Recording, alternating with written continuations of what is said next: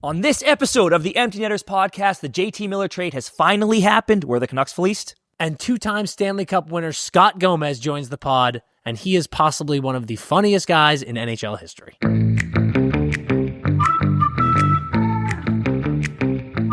Ice is ready, and we are back with another episode of the Empty Netters podcast, brought to you by BETMGM. I am your host, Dan Powers, along with Chris Powers, as always. You know what? I'd like to shit on you for the shirt because it's probably 20 years old, but Napster shirt's pretty cool. It's gas.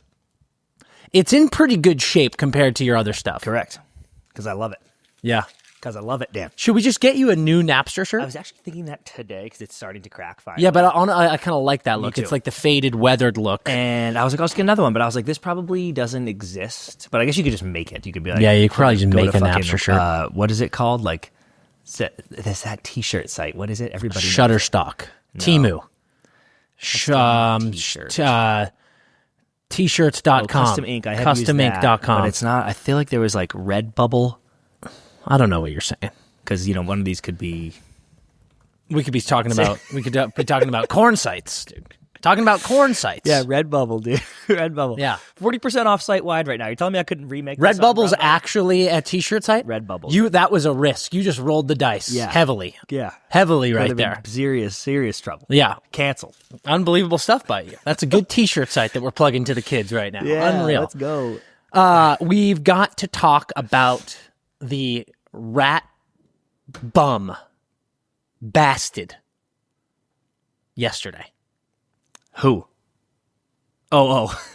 Punxsutawney Phil. Punxsutawney Phil, dude. Dude, Can we talk about Groundhog Day real quick? I gotta, yeah. What is Groundhog Day? Dude, How is this a thing? I remember, I hope this is still up. I've never really done my due diligence of researching what Groundhog Day and why we allow. Where does that happen? In Pennsylvania? In Young Township near Punxsutawney, Pennsylvania. Yeah. So some township in Pennsylvania, we allow a rodent to determine whether our seasonal depression is going to extend for 6 weeks or not. Yeah. Why did we do that? Why is this a thing that happens? Oh man, this must have changed, dude. There was, I remember reading a Wikipedia on What's happening to you right on now? Punxsutawney. Reading the craziest article of all time. What is that from? I have no idea, dude.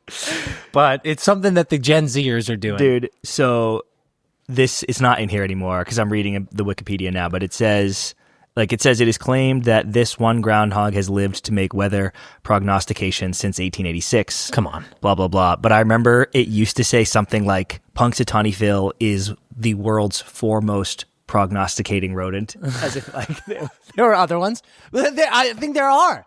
I heard yesterday there's a Charles G. Hogg. Hold on. Oh my God. Staten Island Chuck, dude. There's another one. Staten Island Chuck, also referred to more formally as Charles G. Hogg, is a groundhog. Is a groundhog who resided in the Staten Island Zoo in Staten Island, New York City. He serves as the official groundhog meteorologist of New York City, who predicts the duration of winter.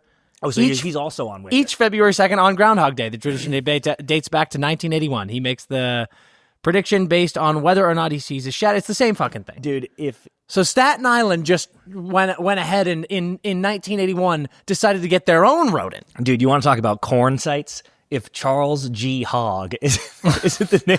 That's one of the great porn names you've ever heard, dude. Charles G. Hogg, dude. Dude, 6'4". I get too graphic. Never mind. Yeah, take it easy. Take it easy. Hey, dude. Reel it in, pal. Reel it in. Too graphic. Kid show. So we've got Punxsutawney Phil and Charles Kid show. G. Hogg, also known as Staten Island Chuck. Staten Island Chuck is also a Guy Ritchie character in a crime movie. Wow, that's great. He should take that. Yeah, Staten Island Chuck. I will take Yeah, like he's the Yank that comes over to the streets of London. That is so good.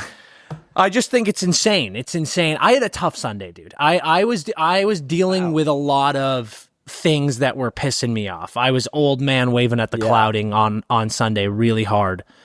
Punxsutawney Phil and Charles G. Hogg definitely added to that because why we continue this tradition to see if some coward rat sees his shadow. Now I have 6 more weeks of winter. Yeah.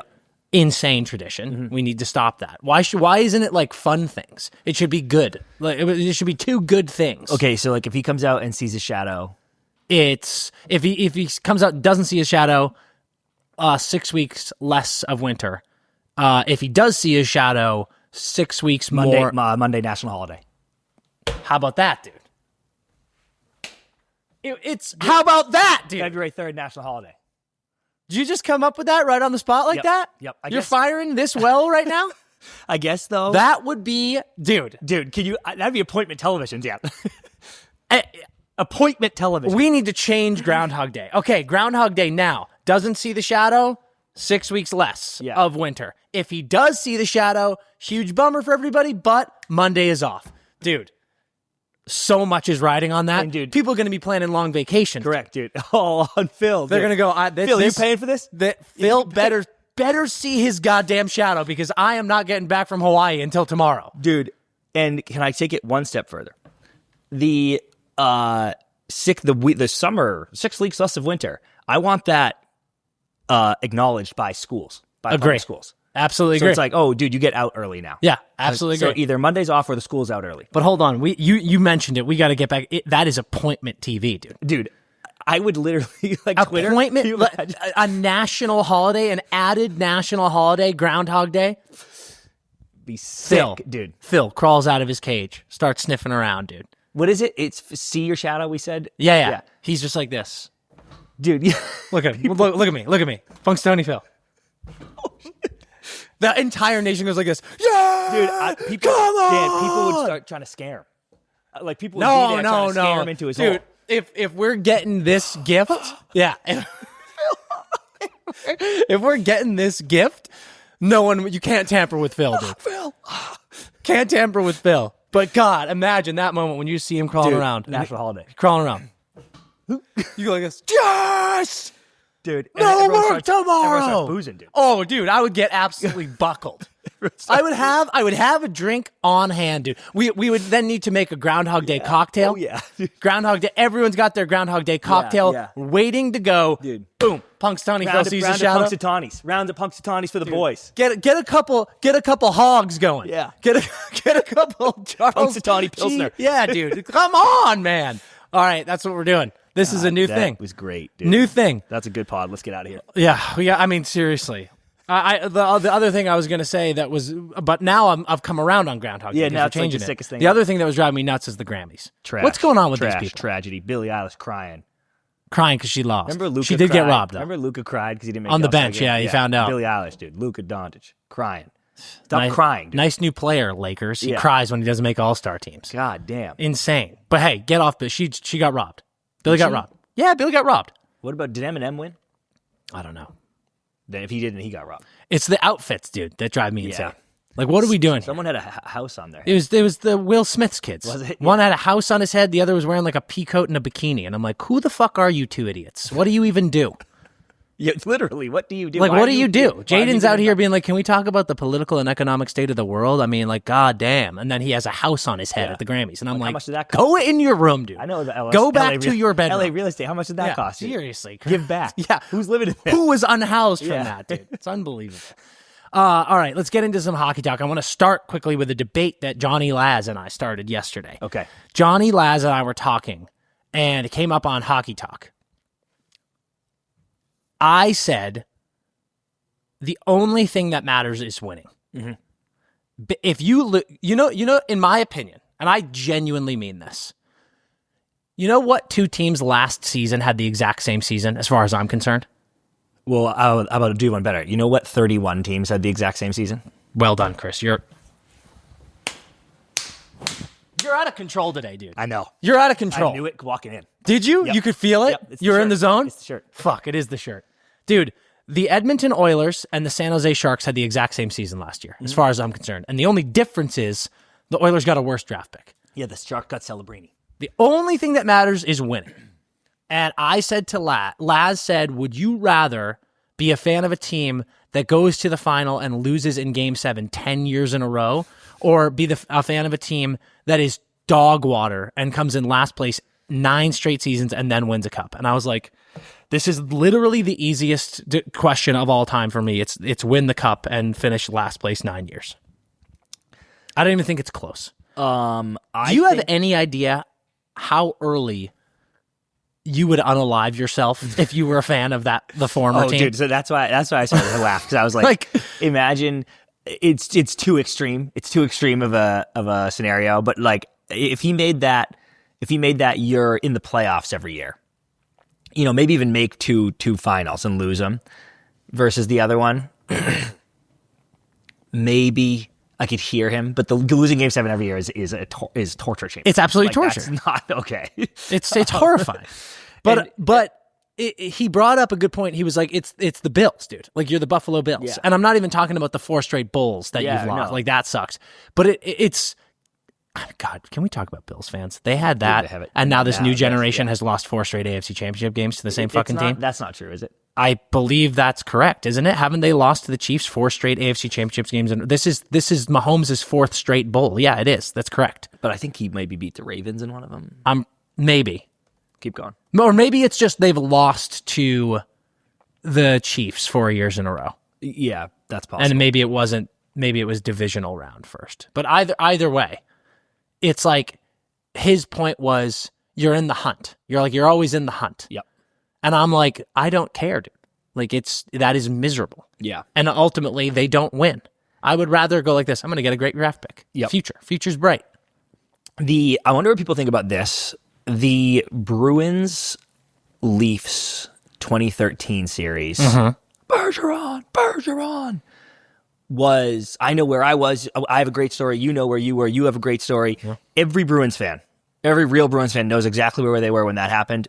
Even if the story's not that great, even if it was just I was sitting on my couch with whoever, everyone remembers that. When I think about that night, I'm still brought joy, and no one can take that memory from me. But it's so tarnished in my brain that they just lost that year. The ride. I try to forget it. Yeah, ride that Laz is talking about that you get, because obviously if you made it to a Game 7, there's great wins along the way. For sure. The ride for me is just, it doesn't hit as it should when you just end it with a loss.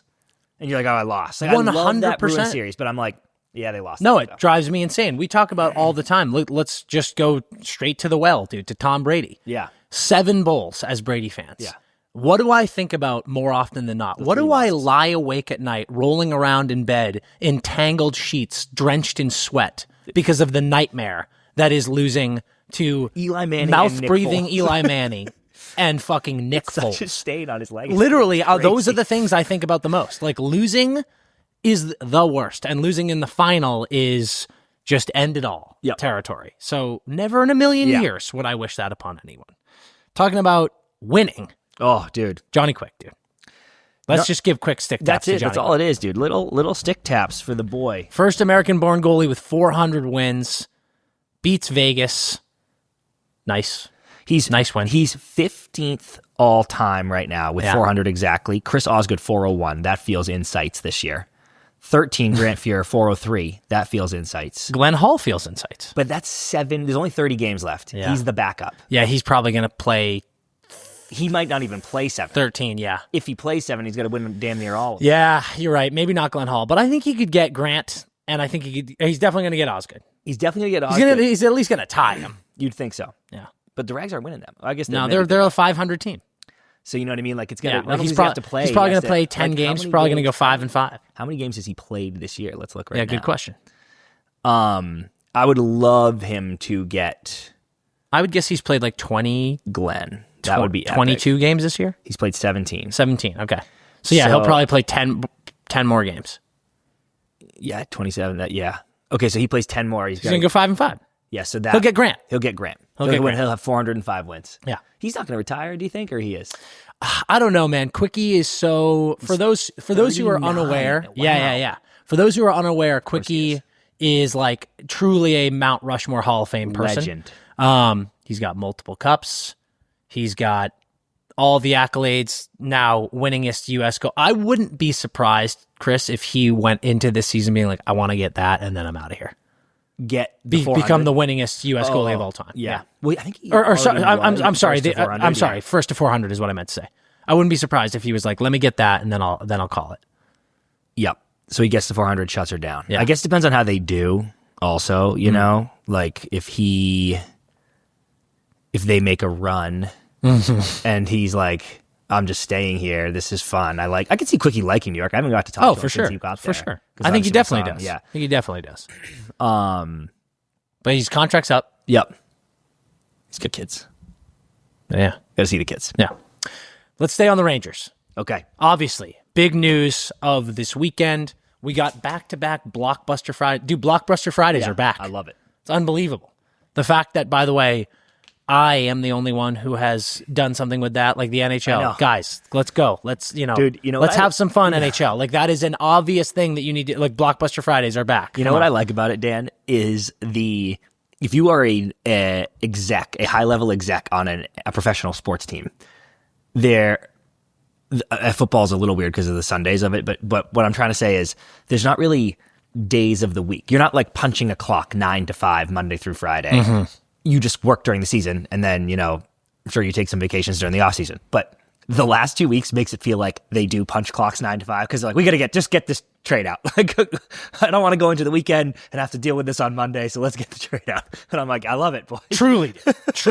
Like late night, like, people on the East Coast too. I'm like, it's been so funny. Shout out Anadua, Laz, like all of our friends on the East Coast who are like, can I just have a fucking Friday night? Crazy, dude. It's so funny. But obviously, the big trade squad, you know that we are BetMGM boys, and we want you to join the BetMGM family as well because it is officially big game week. It is Super Bowl week. You know there's going to be so much action going on, and BetMGM has you covered better than anybody else because they are doing a first bet offer giveaway. If you sign up for BetMGM right now using our promo code NETTERS, NETTERS, you are going to get 1,500 smackers in bonus bets. If you bet up to $1,500 and you lose it, they give that all back to you right in your account.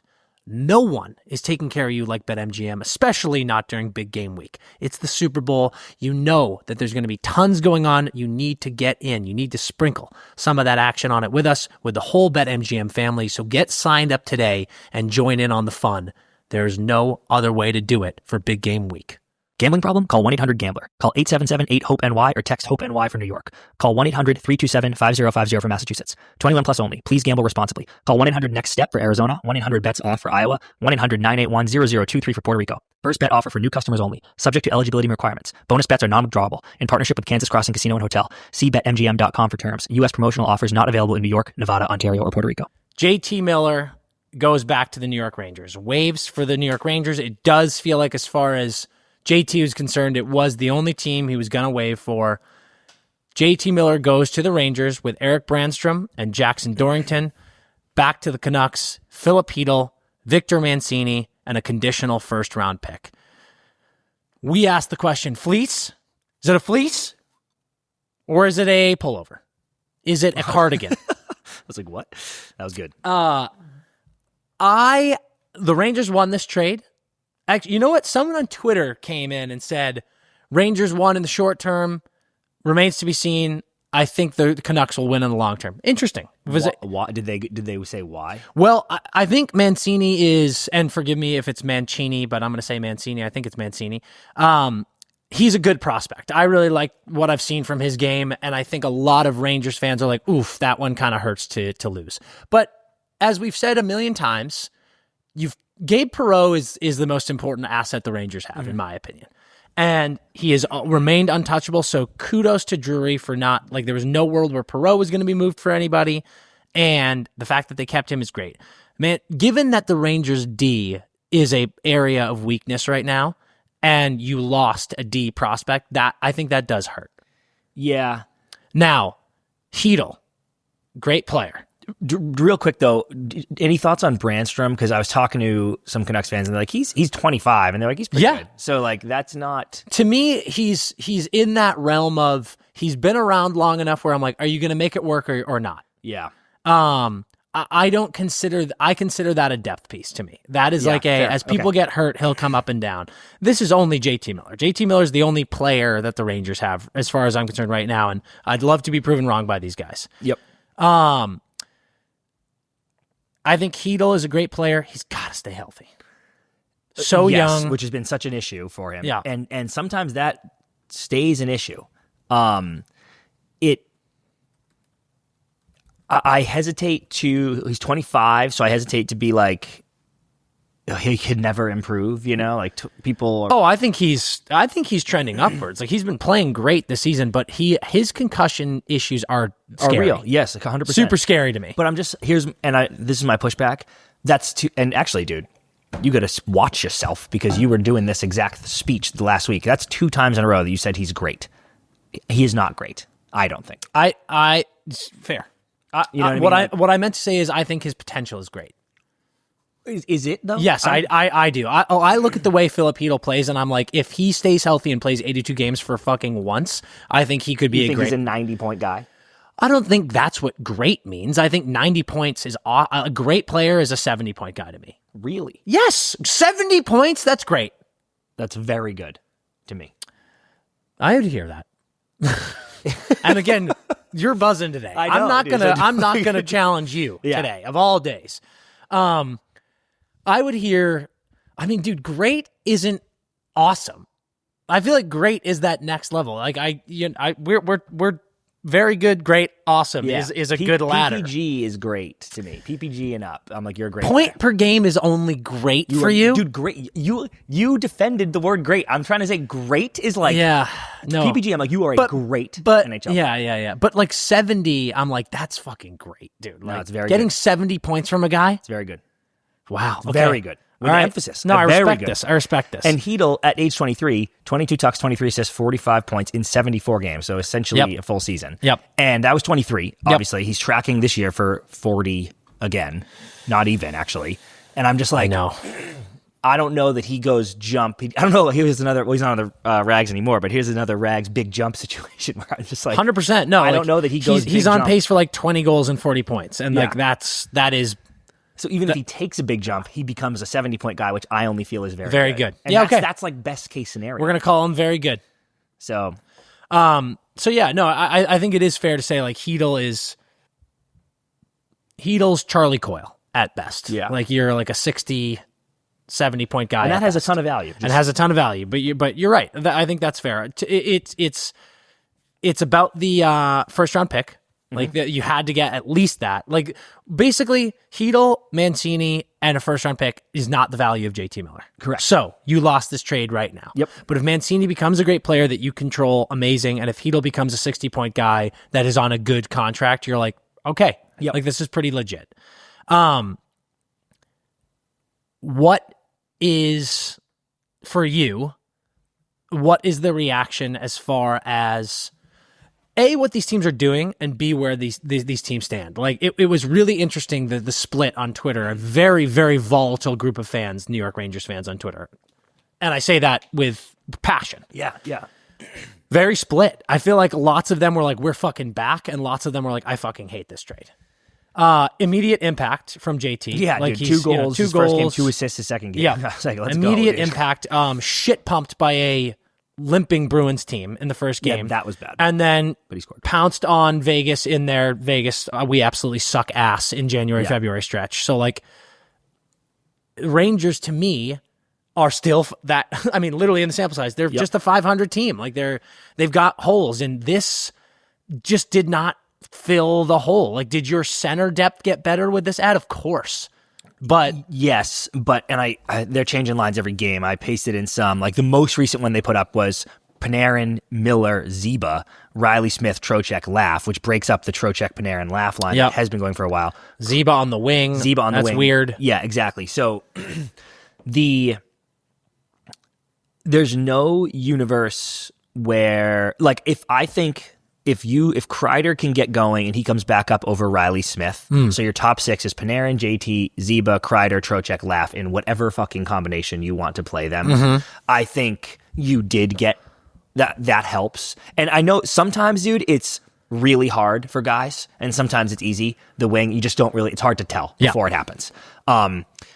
Either direction. So like Zeba on the wing, maybe he's a good player. I heard someone was doing an interview and he was like, he's a good player. We're putting good players in the ice. They can figure it out.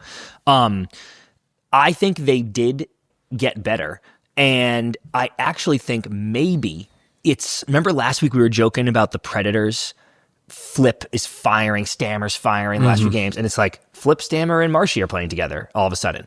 And it took them 50 games to break up Flip, Factor, Nyquist, because they had such good chemistry last year. Yeah. And I was like, yeah, and that can be a trap sometimes where you just don't want to, you're like, they'll get back to it. They'll get back to it. And to your point, these are situations where I'm like, you're losing. Yeah, dude, like exactly. The Rangers too. I'm like, what the fuck are you got? Like you're losing. And they're like, what worked last year isn't working now. We can't change break up Kreider and Zeba because like they'll get it going. And I'm like, well, they're not. Yes. So maybe play Zeba on the wing with JT Miller and see what fucking happens. So exactly. I'm kind of like this, Dan. This might have been just what they needed. Come on, because it actually forced them to accidentally break up the line combinations that weren't working. So I'm like, I don't know, dude. They could get cooking. They obviously have the goaltending to steal games, which is not. You'd rather just play good Team D and not have Shesty steal games. But luckily, you don't play that good of Team D, and you have a goalie that can steal games. Yeah.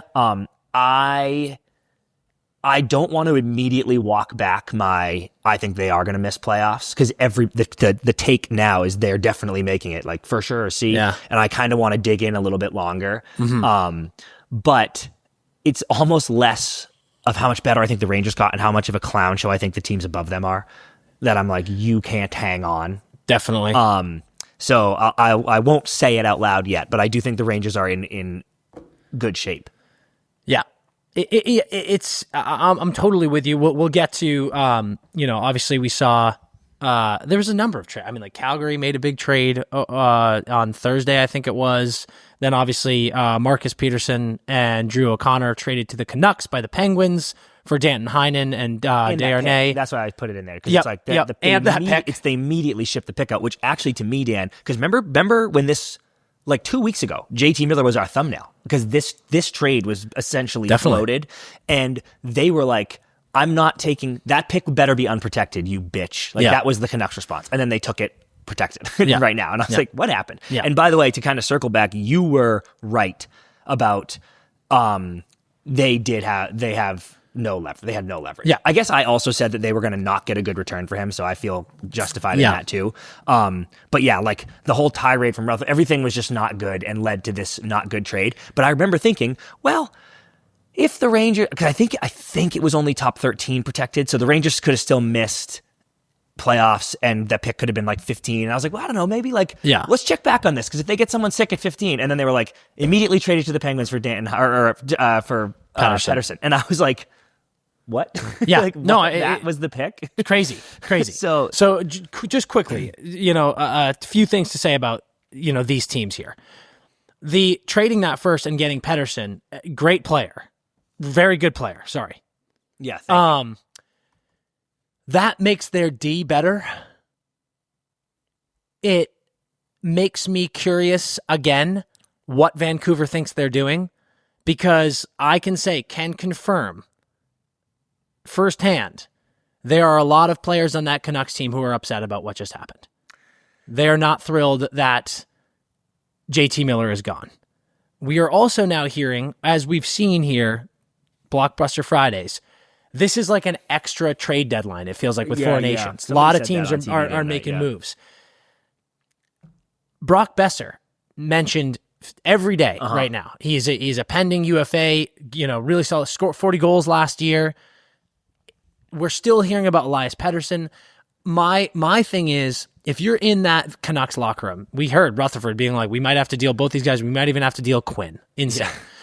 But I would understand, dude, if they were like, we have to trade Elias too, because there is a chance that there's a lot of dudes in that locker room who are not going to be able to get over what happened and might look at Elias as like this is your fault, dude. Yeah.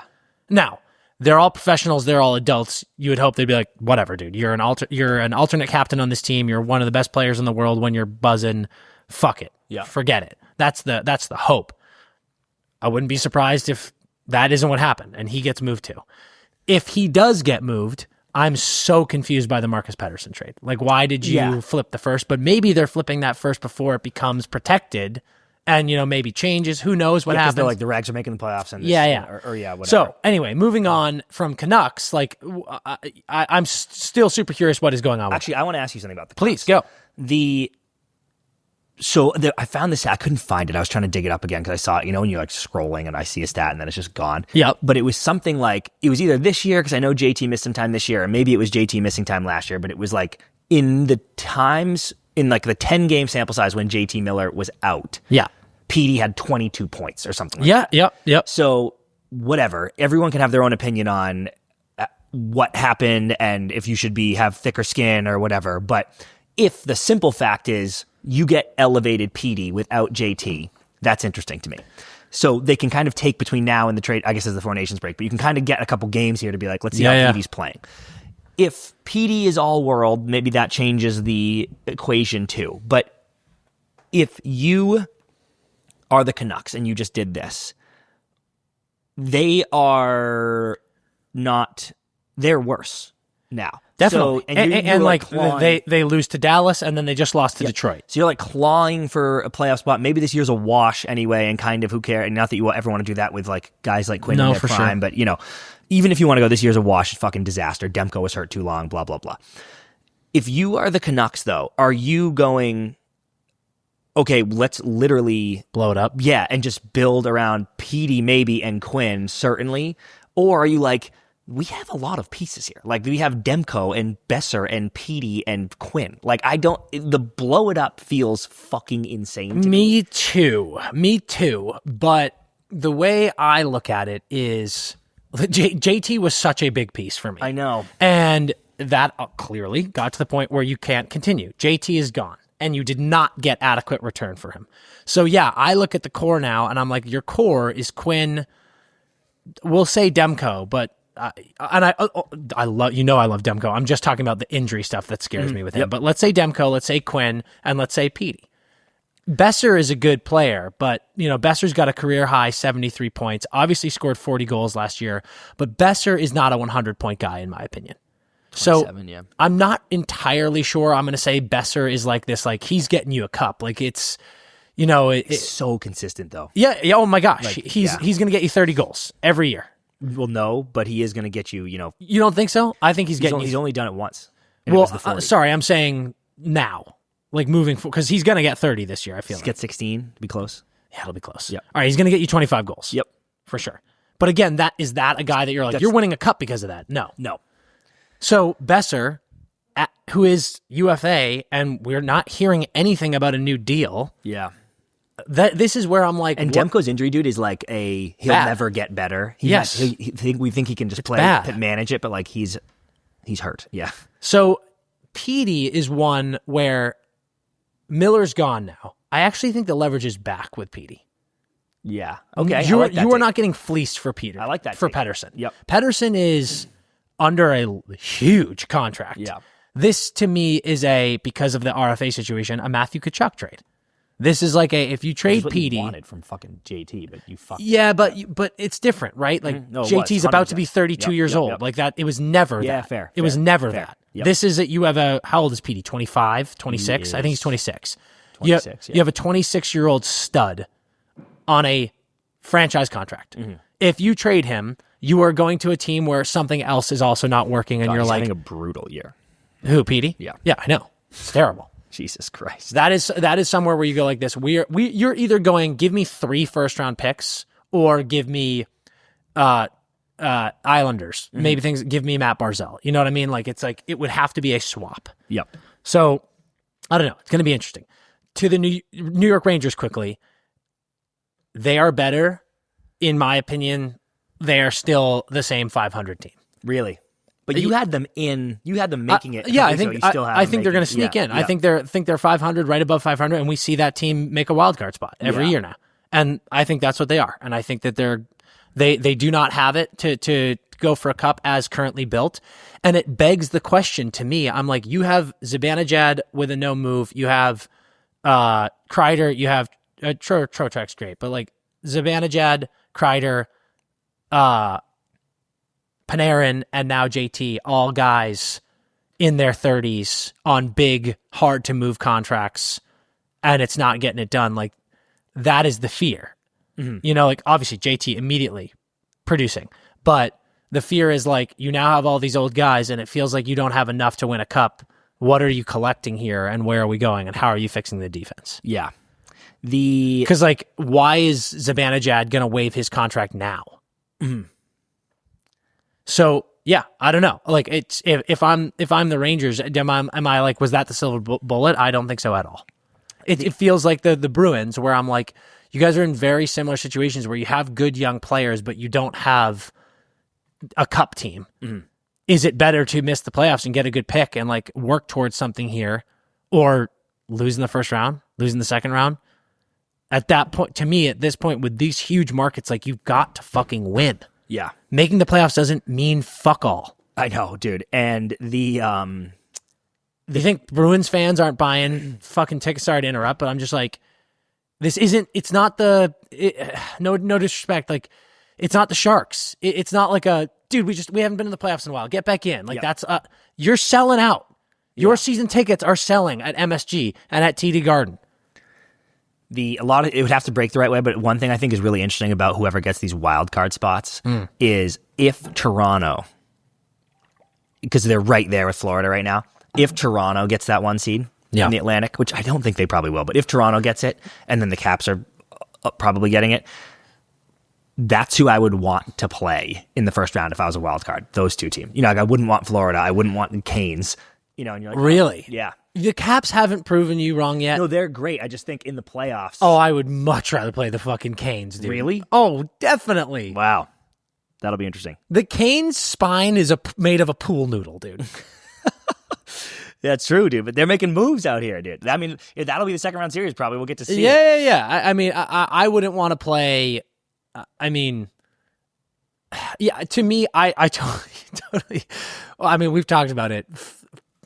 God forbid Boston gets a wild card and plays Toronto in the first round. Like, Leafs fans will be like, no, dude. No, absolutely, I absolutely not.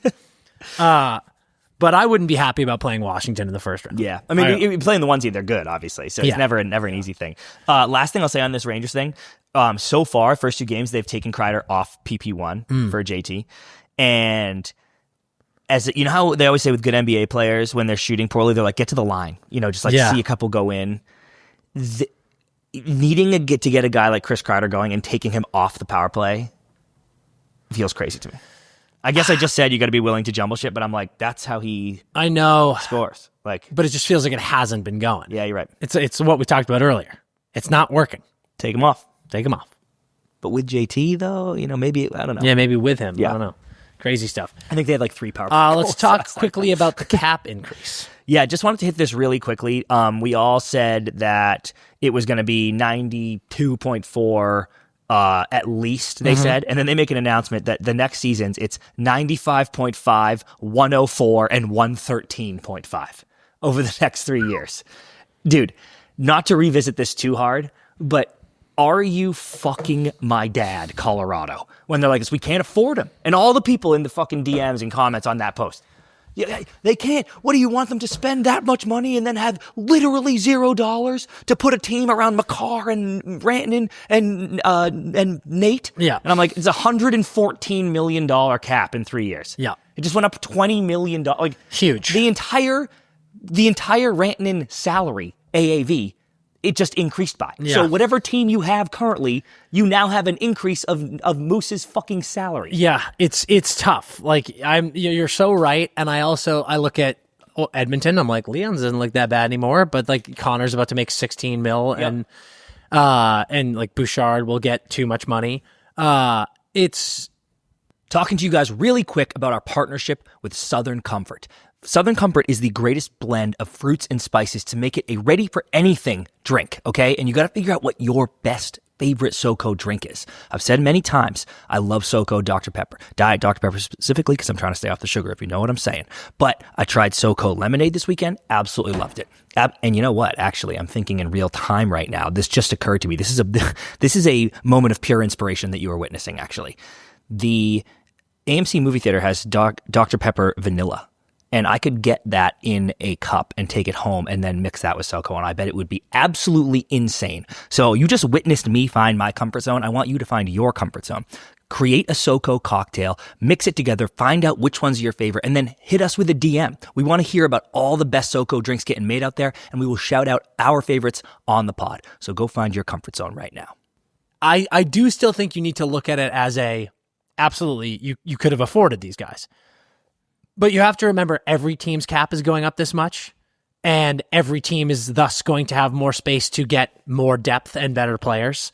And everyone, when we posted that clip of the Chicklets boys talked about it too. They could have kept Rantanen. Yeah. So many people are like, yeah, ask Toronto how that's going, paying 4 players. Fair point. It's a valid point. I think it's incredibly different, but especially given that it's in Colorado, it's 3 players, not 4.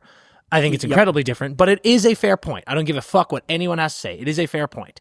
So I do think you still have to consider, like, yes, it's going up. That doesn't mean you should give all of that cap space to one player, because this is how teams lose. To the Toronto people, I would say their failure is their stars not performing in the playoffs, not that they're paying their stars too much so they have no depth. That would be my take on it. I'm like, dude, do something. For sure. But as we always talk about, though, dude, depth helps your stars play better.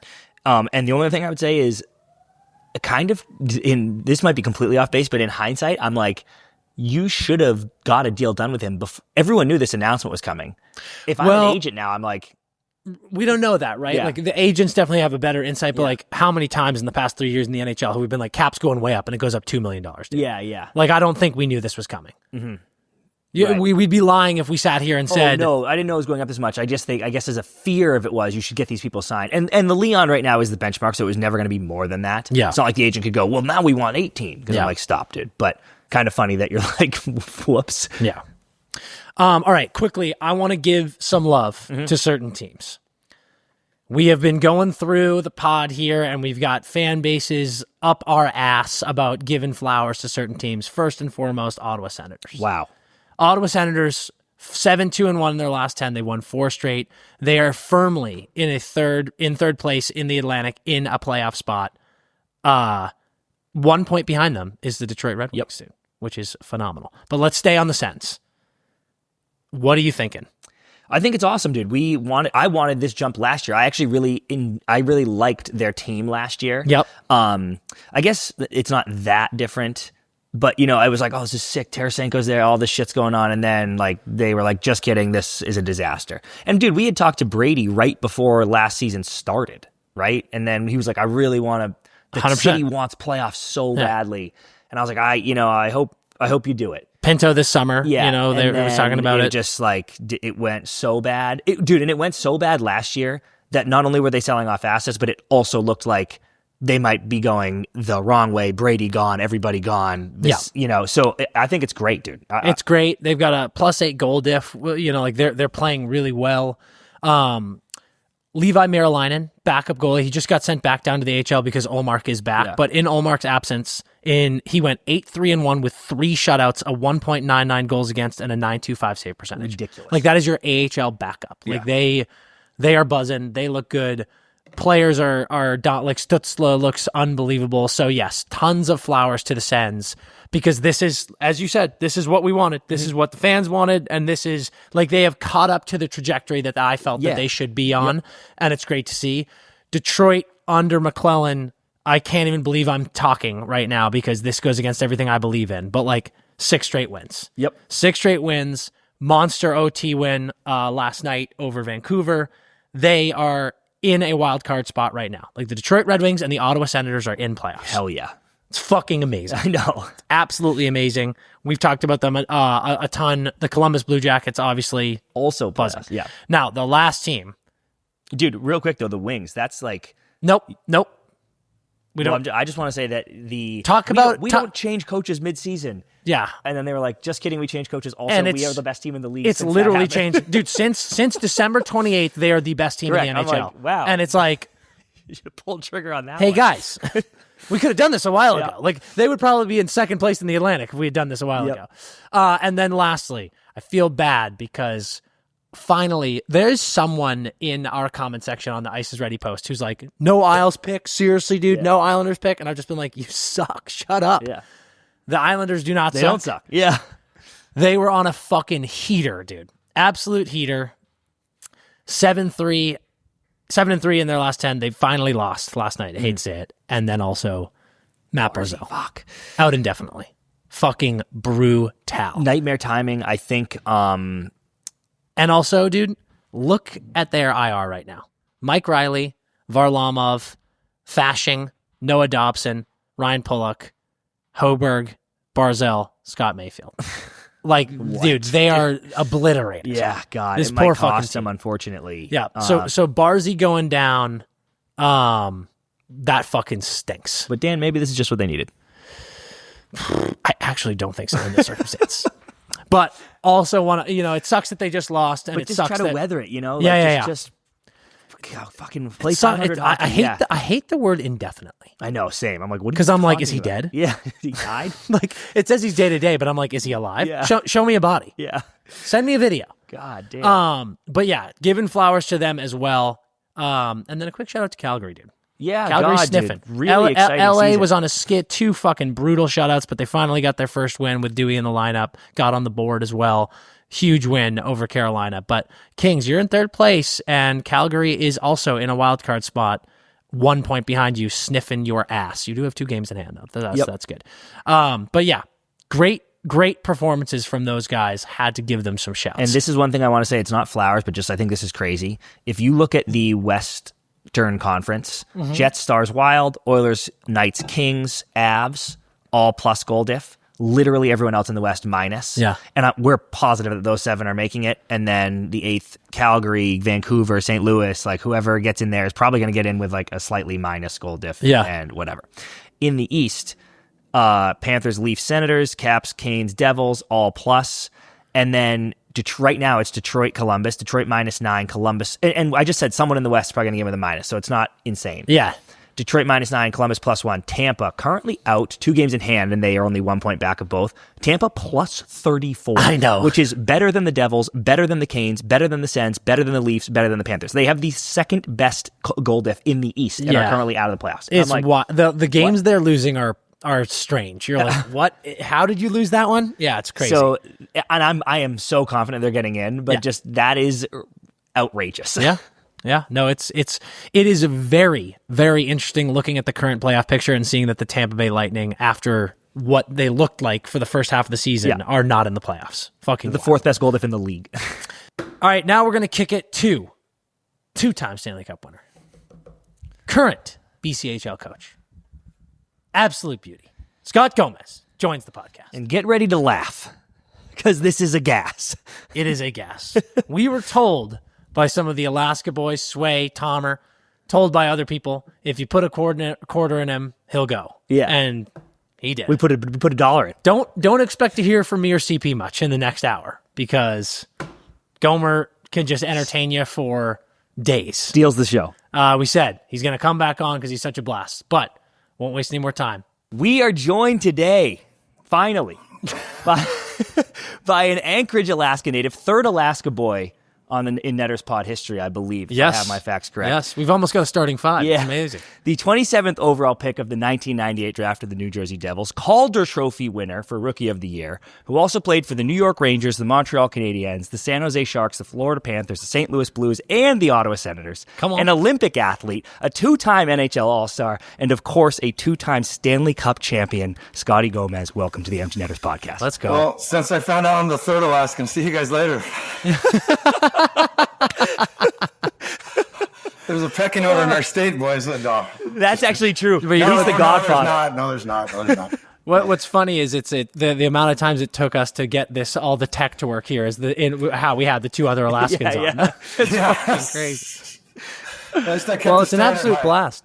Dude, you know what? It's rare that we have a guest who has a cooler YouTube page than us. So that you are the first to have that, which is fantastic. No, to explain that, it was, there's a guy, TJ Webb. He's from Alaska, and we kind of had the same ideas. We were going to do documentaries on other Alaskan athletes, like Olympians, football. I mean, there's tons, and usually the hockey guys, we always get the credit. So that was the plan, and, the pandemic hit. He flew in from Florida. He was stuck with me, all this camera stuff. Like all of us didn't know what to do. And I I used to really mess around with my teammates about, what it was like to live in Alaska. Like we'd be on the bus and, a guy would be, they're going to come this summer, and we'd pass by like a Best Buy, and I'd be like, hey, that's how big my house is. And then, they think, and so they'd be like, wow. And then I'd say, there's a river and a lake behind my house, and there's a mountain lion that comes every morning and wakes up the valley. I just making, so I lived in the house I grew up in. Finally redid it. But, so you should have saw some of the guys' faces when we pulled up to the house, and like, I remember like Steve Valiquette was like, thought I was picking a pot or something like that at this house, some dealer's house. But, so, they all had the same question, like, hey, where's the lake in the valley? I'm kind of, I'm on the east side, kind of by downtown. It was just, so that's how it happened. It was just like, hey, let's just start messing around, see if, something to do. And people just started really enjoying them, and we started, doing that. And then we went on the road, and it was a blast. And then, ESPN picked it up for the playoffs. But by the end, I mean, I don't know if me and TJ could have spent, we're great friends, but I don't know if we could have spent another week together. I mean, it was a little, how that goes. But, it's a grind. I hear you. Yeah. So we're living proof of it here, right here. I'll tell you what, it's terrible. You made the right decision not going through with it. Yeah. That's so funny. Dude, one of your earliest ones going where I was dying acts, we were watching a bunch of them, is because you're right. You're always hamming up the Alaska thing. You're like, I got to survive out here. I'm training my survival instincts. And you're building a fire, and you're like, you dump gas on it, and you're like, you need to get 8 steps away or whatever, and you can't get the match to light. And you're like, sometimes you can get 4 steps away. So that just shows you how Alaskan I am. Like, I am from the city, like, believe it or not, by Anchor. And that's literally how I started a fire. But I was that guy that was so scared that, I'm throwing matches where most Alaskans just stand there with the lighter and just light it up. But that, and then, I mean, it was just amazing how people actually, like my buddies and stuff, thought that I could make a fire with 2 pieces of logs, and just literally, like, I'm like, have you not watched a movie? Have you never watched Discovery? I mean, we'd be there for I don't even know how many days I'd be there, but we freeze to death. Yeah, but it is true. Hey, that's the way to start it. Put some gas on it. Yeah, right. Gas works every time, baby. Every time. I mean, come on. God, I've had way too many close calls with gas and fire. Yeah. People forget it trickles up the stream if you don't cut it off too fast. Exactly. It's fucking dangerous. It's also funny because, like, like you said, trickle up the stream, depending on how you do it. But some people, I mean, you got to put it in a cup or whatever, because there's some people that think they can just put that's where the trouble starts. And, So we were in Montana once, and we were at our buddy's ranch, and I had a big tank, like the red tanks of gasoline. And we were trying to get this pizza oven started outside, and I was just like sloshing gas in, and I sloshed some gas in, put it down, and I watched the flame go right up to the nozzle and really lit on the edge of the nozzle. And I was, I'd had a few beers in me, and I leaned in and I blew it out. And like, imagine, dude, I'm leaning in trying to blow out that flame. It goes right into the tank and explodes. I'm not here anymore. Yeah, so, right. Well, with that story, you shouldn't be here anymore. Correct. Trying to do that. So. It's like I think about that story like once a month. Of like I almost bit it right then and there. Dude, getting into the hockey days. Obviously, as we've said, you grew up in Alaska, but you started playing in the WHL, and it was interesting looking into your days of you're playing in the WHL, you're playing for the Tri-City Americans, and you had said that you wanted to go to college and play college hockey, and you even signed a letter of intent with Colorado College, right? Mm-hmm. So. What was that like? Like that year, your draft year, you end up getting hurt. You kind of drop in the rankings from top 5.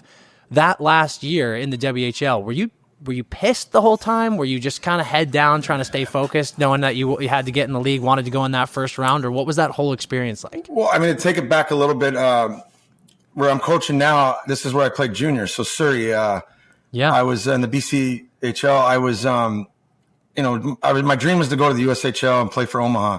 That's where like Brian Swanson and my idols, all the older guys, they went there. And what happened was when I was 14 years old, the Sioux City coach came, he found the house and came in and he said, when Scott turned 16, we're going to have his rights.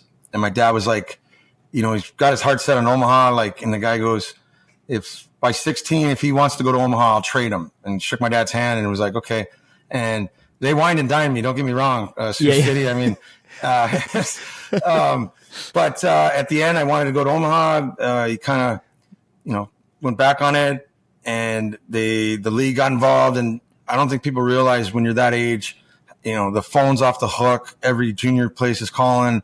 It gets to the point where like your friends have to let the phone ring twice and hang up, and then it's someone that it's pretty stressful on a kid. Yeah, that's crazy. And so what happened was that they said that I couldn't go to Omaha. The guy ended up getting fired. I could go to Lincoln, which was an expansion team, and I didn't know anything about it. And then my dad, kind of gave the old, hey, when a guy gives, shakes your hand and gives your word, the BC League. I wanted to go to Penticton then because of Paul Correa. That's all I knew. I knew nothing about the BC League. But because of schooling in college, I had to, the only reason why I went to Surrey is because, it's 5 minutes from the border. And so, it always sounds, because me being Latin, I crossed the border every day to go to high school. So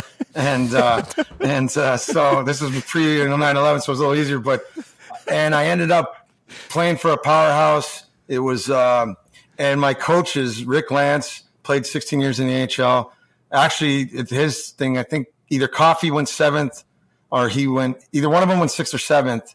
So this shows you how good. So he could have been an Oiler, it never dawns on it, but it's pretty cool. My billet, John Short, God rest his soul, they kind of sabotaged college. So bullied you. Yeah. So what calculated happened was moves by them.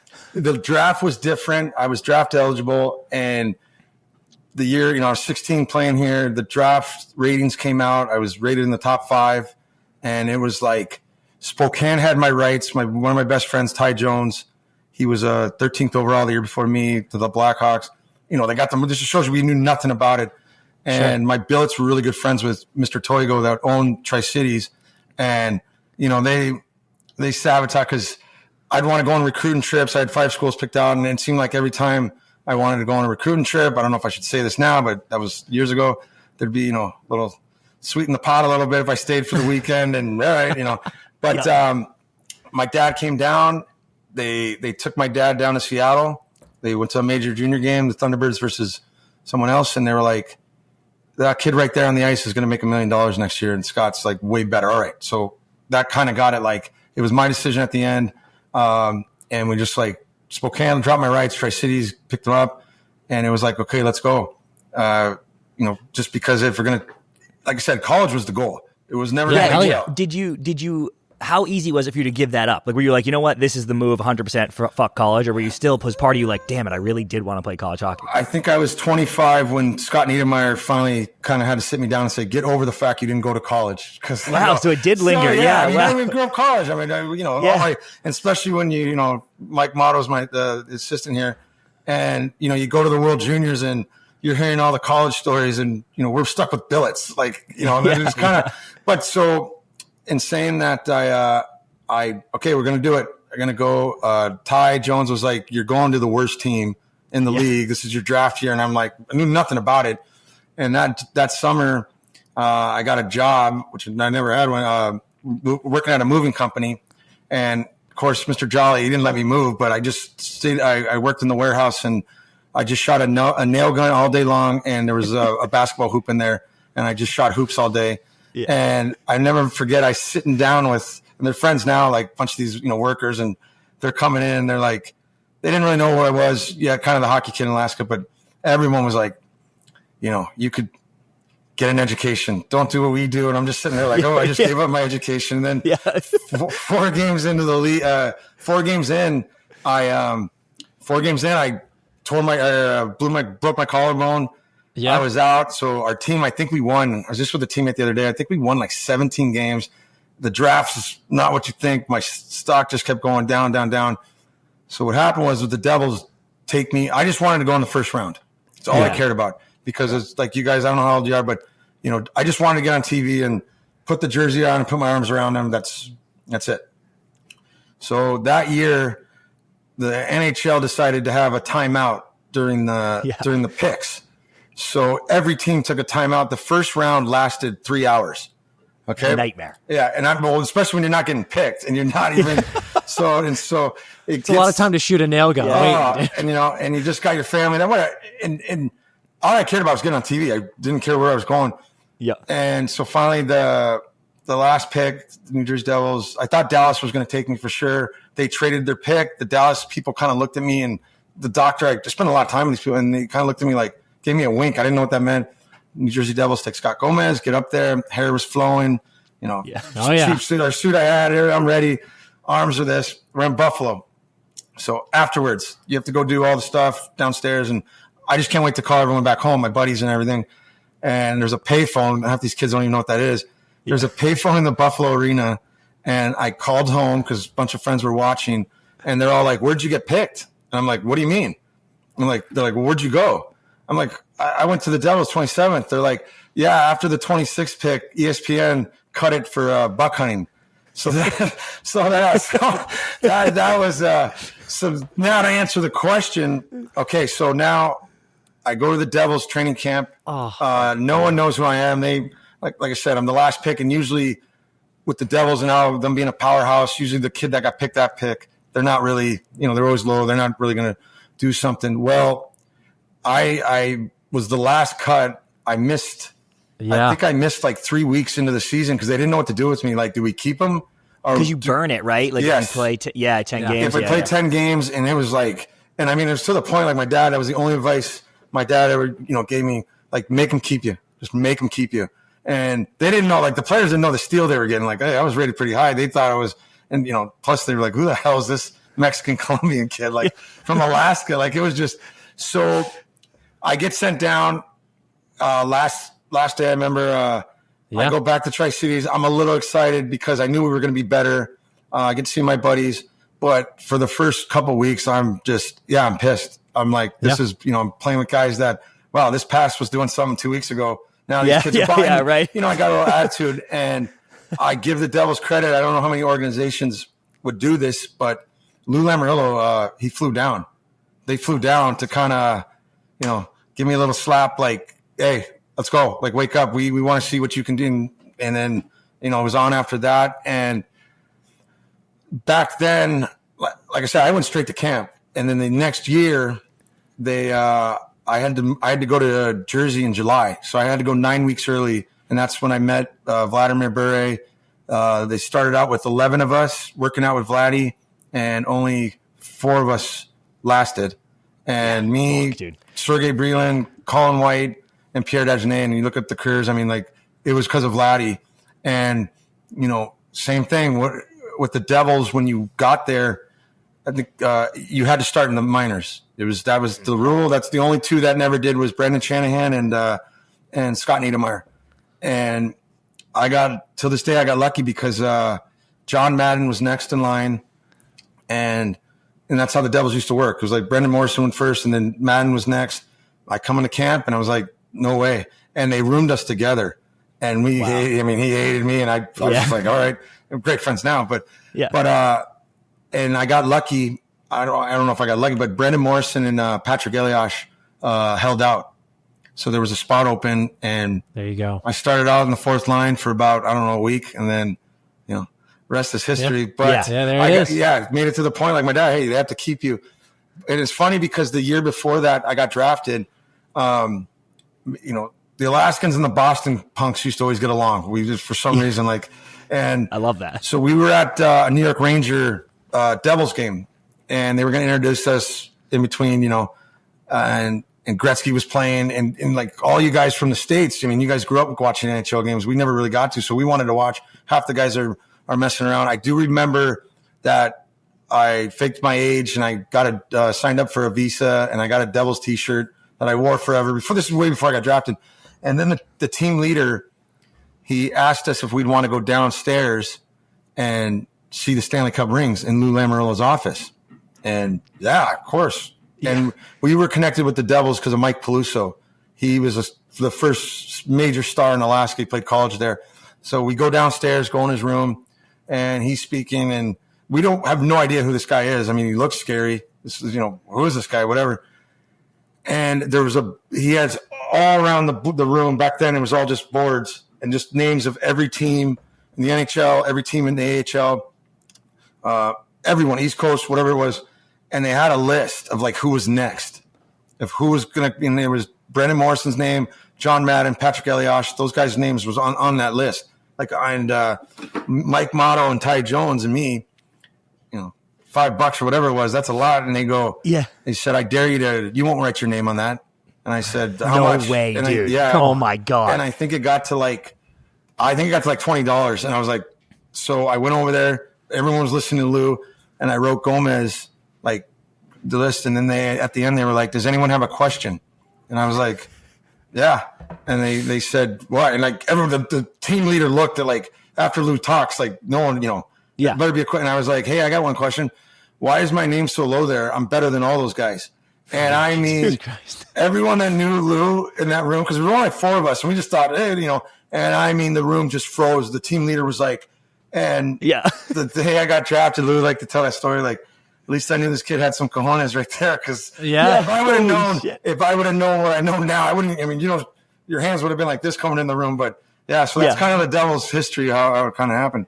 That's fucking fantastic. I mean, I love to hear the story about wanting to be on TV, those little benchmarks. Like you said, it's cool to hear that you got the little slap on the wrist, and it clearly worked, because after that last man cut, you go back, you had 108 points in 58 games with Tri-City. Then you go in.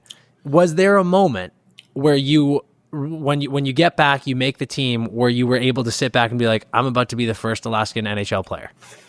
No, I guess to answer, like, this is weird. So it's just kind of another Lou story that the Devils are different, and I don't know really what to expect. So we lose in the Western Finals against Kamloops, and we all dyed our hair blonde, one of those junior things. We're out. So it must have been a really good party, because I ended up, someone's house, and the guy on the team, and anyway, my billets are calling, and they're freaking out. You got to get home. And I'm like, what? The season's over. And they're like, you have a hair appointment at 10 o'clock in the morning to dye your hair back to black, because your flight leaves at 3. You're going to New Jersey. And I was like, now I think about it, why didn't it just buzz my head? But I was about to say, what the fuck? So I used to have, really curly hair. And I mean, the dye, I had just had straight, and I got there, and I don't even know why I was there. I thought I was going to play in Albany. I was kind of pumped, like they were in playoffs, and I'm staying across the practice arena at the Turtlebrook Inn, the worst hotel. It's probably illegal to have players stay there, but Lou got away with everything. And we stayed there. They tell me to come over. There's an optional skate. I'm like, here I come in with the bag. I walk in, and I'm like, it's playoffs. No one wants to deal. What's this? What's this kid doing here? Like, barely anyone remembers you. Like, so I go on the ice, and I'm just, I don't even know what I'm doing there. And you don't realize it. Dave Anderchuk, Hall of Famer, 500 goals. He was a healthy scratch that day for the first time in his career. And here, this little punk's on the ice. I have to be on a line with him like this. You look back now, like, I couldn't even imagine what, even that must have added more fuel to the fire. But I didn't do anything. I don't even know why I was there for 2 weeks. After with Vladdy, that summer, I knew I was gonna. There's no way. There's no way. I'm not sorry. Especially the confidence last year, and people don't realize when they ask, especially like a player like me, like, was it hard? The NHL was actually easier, just to the fact I was a passer. Now I'm throwing the puck to guys that are like know how to get open, know how to control it, and it was just just make them keep you, and. It was never, I'm the first Alaskan, no, because Jonesy already had a game. At this point, one thing about it, me and Ty were kind of the first, and we were everyone wanted each other to succeed. That was, that's awesome. That's a lot. We didn't have any, maybe, people on the outside made words that we were all jealous, but that was the main thing we especially had when the younger guys came up with Nate and Brandon, all was like, hey, no, we're going to be those group of guys that we're friends. Like there's no hatred towards anyone. But I do remember, first road trip, we're in Atlanta. It boiled down to me and this other guy that was going to make it, Eric Bertrand. And there was a game on Friday night. We had a Friday, Saturday game, preseason, the last 2 games. We both play Friday night. They don't tell us who's playing Saturday. Yeah, right. Because it's just Lou. So this is unbelievable. But so Bertrand, we got along. It was great. And he goes, total French guy. He goes, I have some friends that, I'm probably not doing an accent right, but he goes, I have some friends. You want to go to dinner after the game in the city? And the city was like, yeah, sure. So we go in the city. We end up having a little too much fun. And now this is before GPS and everything. We don't know how to get back to the hotel. Yeah. So the Continental's right across the river. And I don't know what time it is, but we're like, let's just stay in the car. We just basically slept in the car. Oh my God. Went into the pregame, and we were like, you know, you got to have a story. You always got to, we'll just say that we thought you still had to wear your suit in the morning. What case someone asked, and we got there early. But I mean, you look back now, like, I mean, Lou knows everything. Like the fact we didn't get caught. Anyway, we go playing really well. We're playing in the game. You both were playing? Yeah, we're both playing. Okay. And Bertrand, so it's down between both of us. And it's like, who's this last people, who's gonna whatever. And he got hit pretty hard. And the trainer came over and he's like to the coach, he's like, hey, Bertrand can't see. So they took him out, like, can't see. So they took him out, and I'm like, you know, wow, this might be a good thing. My moment. So I forget what it was. We had a game right away. It was the last exhibition game. The final team's there.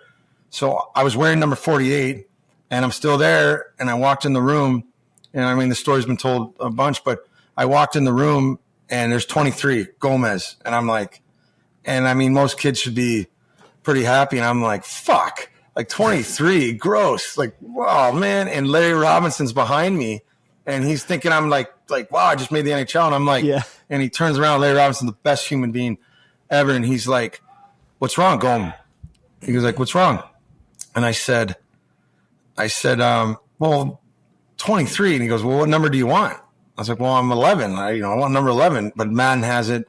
And he's like, well, you know, there's some great hockey players that wore 23. And I'm like, who? And he's like, well, Bob Gainey. And I was like, well, yeah, but he was more defense. I'm flow, man. And he goes, okay. And the trainer was right behind there. And he goes, hey, Richie, or whoever it was, or Dana, he goes, hey, is number 11 available in Albany? And the guy goes, yeah, it is. And he goes, you still want number 11? I was like, 23. Yeah. So, yeah, I mean, but we go to Atlanta, first game, and I just remember calling my parents. I get into the room. I've never been into a Ritz-Carlton. I'm in this room. I'm like, wow. Picked up the phone, called home, left a message. I'm like, you know, whatever happens, I don't know what's going to happen, but this is the nicest room ever. I'm thinking about getting down a robe or something, like, you know. Yeah. But I don't know how long I'm going to last, but if this is it, man, this is pretty cool. And, yeah. All time, dude. All time. And, what a dream, dude. Like you said, man, the team was stacked already, right? Like legends in the locker room. And you just touched about, you know, the first gate, what it was like being out there with those boys. And being a rookie on that squad.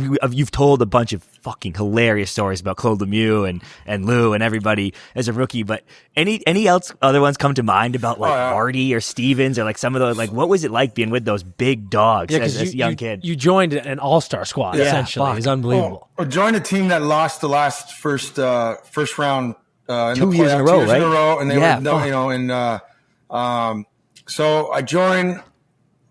I hung out with during camp because I sat next to Randy McKay. He didn't say one word to me, and I thought, this guy's scary. And I'm like, so I make the team. All right, I started hanging out with him and Lyle Oderline. Like, I'd go to lunch. Hey, anyone want to go to lunch?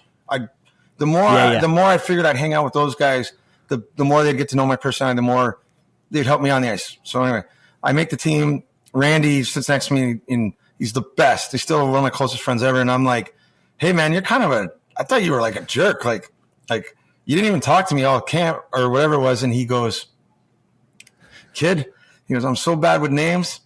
Make the team and I'll know your name. And I was like, okay, that makes sense. Fair. So now we're doing it's the team, and we have a team stretch in the mornings, pregame skate.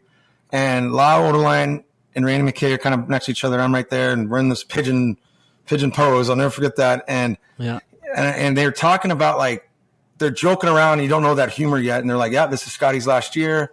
Scotty Stevens' dad. His nickname's Dad. Like, this is Dad's last year. And I just said, joking around, I go, well, it can't be his last year. And they go, you know, what do you like? Or they looked at me, and I said, I'm not ready to be the captain yet. And they said it to the whole room, and I'm just like, and I don't know Dad at all or Scotty at all. And I'm just like, you know, kind of about humor. There was another time when I really got comfortable, And that's like, yeah, I don't know. I'm leading the team in scoring. I don't know, 2 weeks into it or whatever. But yeah. So, but the guys, when there's a 10-minute mark before you're going to go, like the music cuts off. All right, serious business. I didn't have that. I never was in the room. And now everyone's lined up, getting ready to go. Maybe it's before warm-ups or no, before the game. Now it's game time. Everyone's, and I said, this is early on. And I mean, but I'm smart enough to know about 3 seconds before they had to go on, I was like, hey, I got an announcement. And everyone just turned like, what the hell is this rookie talking? And I held my stick up and I'm like, hey, whoever wants a second assist, it goes right here. And I mean, now, but they got to walk out. And I mean, everyone's like, I'm smart enough to know that guy, but hey, if you back it up, it's kind of what they needed. Like, meaning you talk to the guys now, it was what the room needed. I mean, one cool thing about the Devils was, and I think Bobby Holik would be the best because I sat next to him too. Like, he was dead serious, this completely. And he got to see my personality where I didn't, I was in the room with the doctors till like whatever. And then I came in but when we stepped on the ice, I'll stab you in the throat just as much as he would. Yeah, and that's the thing where the Devils were like, you were allowed to be.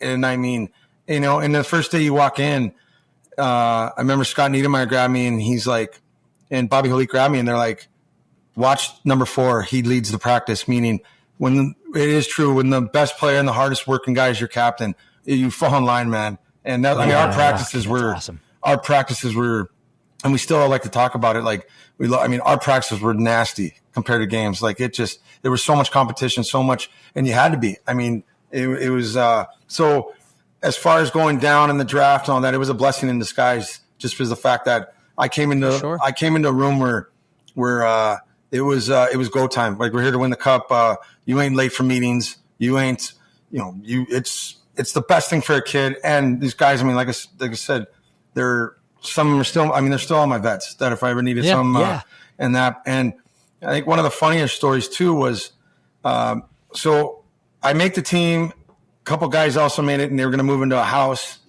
It was right by the practice facility. And Lou said, no, I had to live with a billet. And I'm like, a billet? I've been, back to the college days, all my friends have been living on their own for, and not only it's where Scott Niedermayer lived and Dano lived, Ken Danico. This shows you how far back. His rookie year was like 82. And Judge Conti, the Conti family, best ever. But I don't know if you guys are familiar with Jersey. They lived over in like Weehawken towards the George Washington Bridge. Yep. South Mountain is 45 minutes in traffic. I've never been on highways. I mean, this is before GPS. Mrs. Conti's got to write me a map to get on 17, go, to 280. And so I'm leaving at 6 a.m. I'm there. And finally, so anyway, we have a first trip. And besides Atlanta, maybe it was a day trip it might have been the Atlanta trip it was one of the trips, the first trip. And it was only a night trip. And I was like, I don't have a bag. I just have a huge suitcase. And I asked the Contis, I'm like, hey, can I, do you have a bag I can borrow? And they're like, sure. So they give me this bag and I'm like, oh, gross. I'm like, oh man. So anyway, I can't complain. Well, I walk on the plane and I sat in the back and I walk on the plane and I mean, every vet is like this, and I'm just like, oh man. And I mean, everyone down the line is like, well, what did it look like? What is this bag? I'll tell you right away. So I get down, like I said, every guy's like, and now I can see them snickering, like who the fuck this? So the plane takes off. The guys in the middle, Marty, Randy, Dano, the big boys are all playing cards, Arnie and all them. And I walk up to Randy and I'm like, hey, I'm sorry about the bag. I thought maybe there's a rule you can't have an ugly bag. And he's like, that's not your bag? I'm like, no. I was like, it's gross. He's like, that's not your bag. I'm like, no, it's not my bag. I'm like, he's like, whose is it? I'm like, they gave it to me. I had a Louis Vuitton $2,000 bag. Now, with your guys' reaction, that's what they're on, because now it just spreads. Like, it's not his bag, and they're all just dying. It's not his bag. Yeah, nowadays. Pilot announces, announcement, it's not his bag. Imagine just like a collection of Hall of Famers see the rookie walk on with a fucking Louis Vuitton bag. They're like, who is this prick? Jesus Christ. And especially back then. I mean, now these kids all show up with the, Toomey and all that. But, oh, no. I mean, it was like, what the, yeah, but, and then, yeah, so it was stuff like that. Like I was so naive but yeah, they were like, that bag is $2,000. I was like, what? Well, hold on. Now I'm thinking about it. Who is the name of the family that you lived with? The Contis. What were their first names? Mr. and Mrs. Conti. The biggest It wouldn't have been Dave. It wouldn't have been Dave because he was a scout then. No. Dave Conti was the head of. Okay. He was the head scout that he was Lou's right hand man. No, it was because we know Dave well, and I was like, hold on, did you live with Dave? Because I would have given him shit then for giving you a Louis bag. No. So they were, but it was stuff like that, and then I remember we walked into so back then you'd land or whatever, and you'd go to guys would get your stuff off, meet downstairs, and we played for the Devils, so we couldn't change. You had to wear a suit. You could put a collared shirt on, but that worked. It works good sometimes, but you're the jerk in a college bar with a suit on. Right. Yeah. Sure, yeah. But then people got to ask, why has he got a suit? And then that's I played with the Devils. Yeah. I mean, you're not gonna lie, but so we walked into a bar in LA. We're meeting before we go to dinner, and by this point, now I'm always with the young guys, Jay Pandolfo, Sheldon Surrey. I'm in that group now. Yeah. So I walk in, and here I am. You're in cloud nine. Like, so we meet up me and Jay got dinner somewhere, forgot. And so, everyone met up. It was kind of cool back in the old days. You'd meet up, and whether you had a beer or not, but everyone met up. So I come in kind of late, and I walk by this table, and I'm like, fresh off the boat, man. I've never seen women look like that live, and I'm like, wow. And obviously they're older, and I was into older ladies and at that age. How old were you? So I'm 19. Yeah, you're 19. These girls are probably like 30, awesome. 35, whatever. You tell. And so I walk by, and Randy McKay or a couple of the older guys are there, and they're like, and I just keep staring. And I'm like, wow. And then he's like, go talk to them. And he talks like this. He's like, go talk to them. And I'm like, no. And he's like, go over there, go talk to them. I'm like, no. And he goes, who's better than Scott Gomez in this bar right now? And I was like, that guy probably is. That guy, I'm like, and he goes, so now he's got to readjust. And he's like, okay, when you step on the ice, who's better than Scott Gomez? And I'm like, no one. I'm like, no one. And you know it. Like, that was that. And he goes, that's what I mean.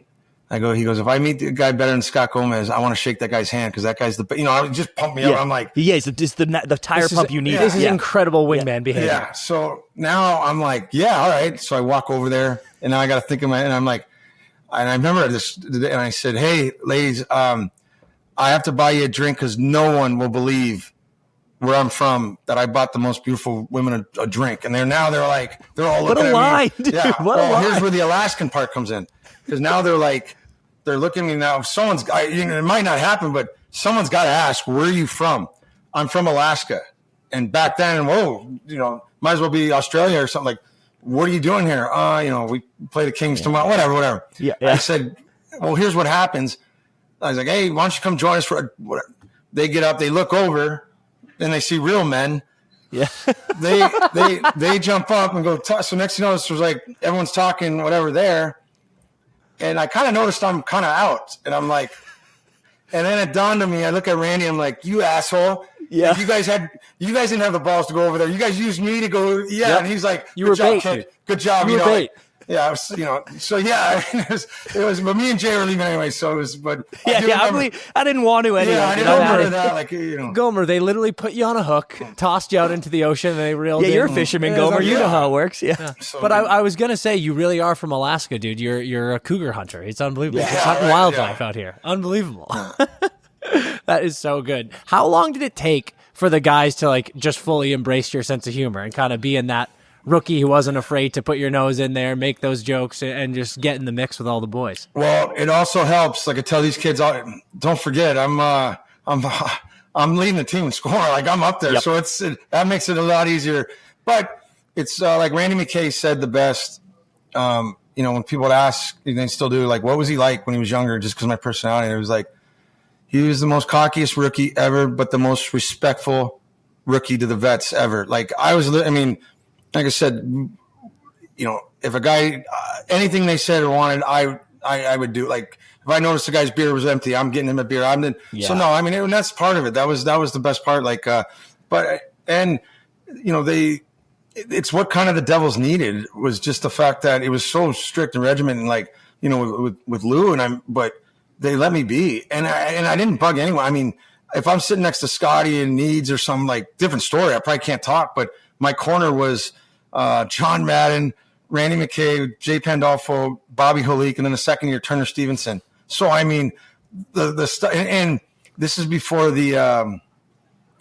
I don't know if you guys remember that Bud Light commercial, like Leon.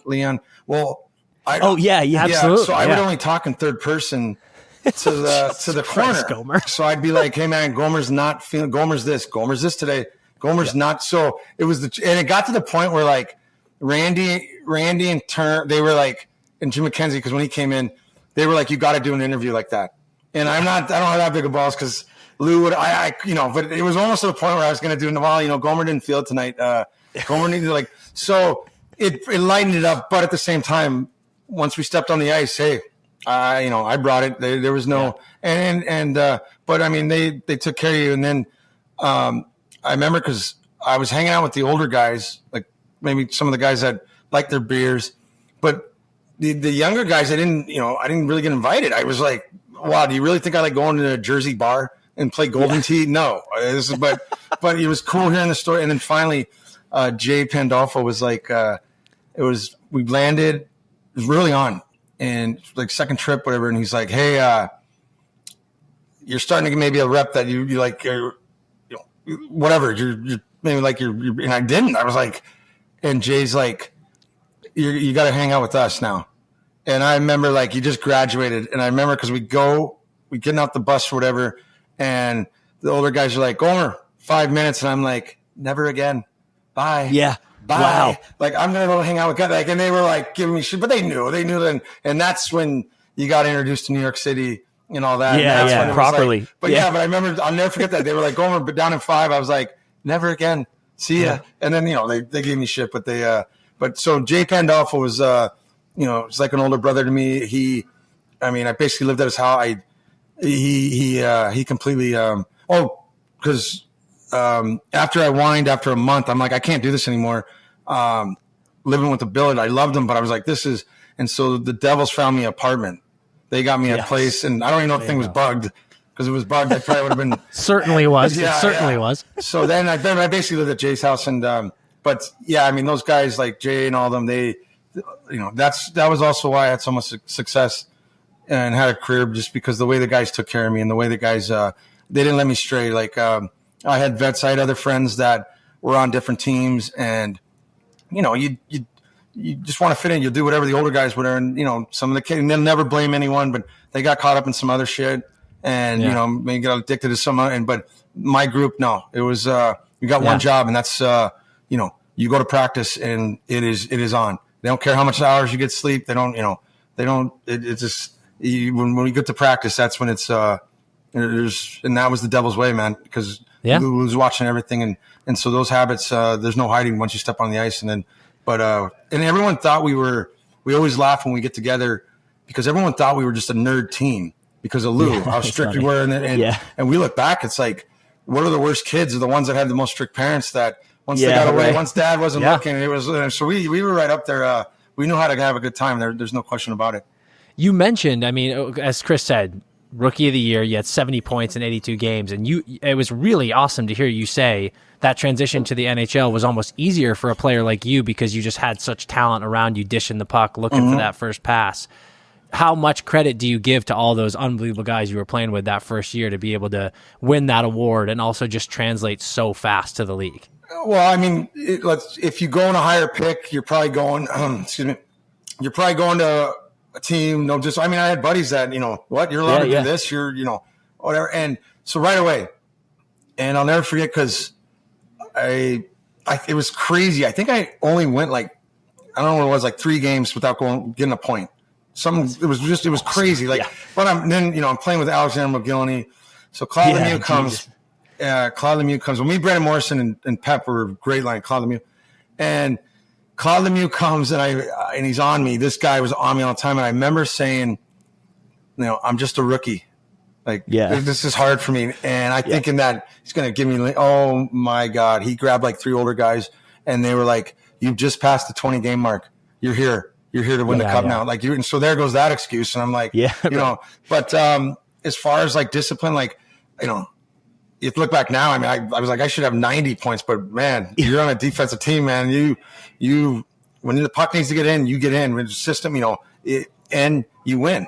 I mean, we just won it, and there's nothing better than winning. That's what it's all about. But those guys, you know, it just was installed in you how to act, meetings. I mean, we were goofed around in the room, everything. But like I said, those practices were just, it was on. And then, you know, like, I mean, you could with Dad. I mean, he wanted it full on. Like, you know, you're not gonna. I mean, but he wanted. If I'm gonna go hit him, I gotta hit him, which is not. I'm laying off. I can't hit. But he wanted that. Like he wanted the competition. Everyone did. Like Bobby Holik. I mean, you've never seen guys just, you know, we're swinging sticks because, like I said, when it gets down to the game time, this is almost easier. And it was always a competition between our lines. Like who's better, who's gonna do this, and we had some of the greatest coaching with Larry Robinson and Slava Fetisov. I mean, you can't even, with Slava Fetisov, I remember getting yelled at. I'm coming in the zone and I curled this way, let's say, and I had a guy, but there was a guy right there that I could backhand it. But I'm like, man, if I turn that over, or I'm just thinking whatever. Slava grabs me in practice and is like, stupid rookie, what? Do this. And he does it. And the cool thing is when you can coach and you can see it, when a guy can do it. And Larry and Slava comes in, nonchalant, he fakes. He just backhands it blindly and goes through, and he's like, "Why didn't you do that?" And I'm like, "Am I allowed to do that?" Okay. You know, So, and then, but everyone tried to be the best, and it was you really. I mean, like I said, the habits you learn from just that, it sets you to a standard of that, and it's funny because when you go to other organizations and places, I just thought that was normal. That's how the NHL works. That's all you knew, yeah. And then I remember a couple of the guys laughing at me later on in my career, where they was like, you don't realize how spoiled you were with all of us. And it was. I never took it for granted. I never will. And that's why I always still thank those guys. Just still, and they'll always be, because they really took care of me. Dude, Gomer, can you just quick, because some of our listeners probably haven't heard it, can you tell the story about when you tried to tell Pep to be more positive? So at the All-Star game, I'm skating around. It was probably the worst. I'm sitting next to Messier. Scotty and Marty, right? Yeah. Scotty and Marty are somewhere else, and they weren't ready. So, I mean, these are all my heroes around. You know, Ronan, Chelios, all these guys, and I'm on the ice. And the day it happened, I was really close with Brian Ralston and his fiance, his wife now Jen. They were kind of taking me in. I hung out with him a lot, and it was after warm-ups. I noticed everyone just keeps going in the room, and I'm like, "What's going on?" And they're like, Rolly got traded. And I'm like, they can do that? And all right. So I go and say bye to Rolly. Now the game starts. Anyway, we're in, forgot where we were at, but we're in pregame. And it's like, everyone's just like, oh boy, he's back. Oh boy, he's back. And I'm like, what? And I said to Randy, I'm like, hey, what's the deal? And they're like, wait till you get a hold of this guy. And you just don't want to be on his line. It's like, so of course I'm on his line immediately, and me, Brendan Morrison, with Claude Lemieux, and I'm at the All-Star game, back to the All-Star game, and I'm skating around, and Joe Sakic comes up to me, and I'm just like, and Joe Sakic was like, hey, Gomer, how is he? And I'm just like, I don't know him that well, Pep, and he goes, hey, I'll give you one advice.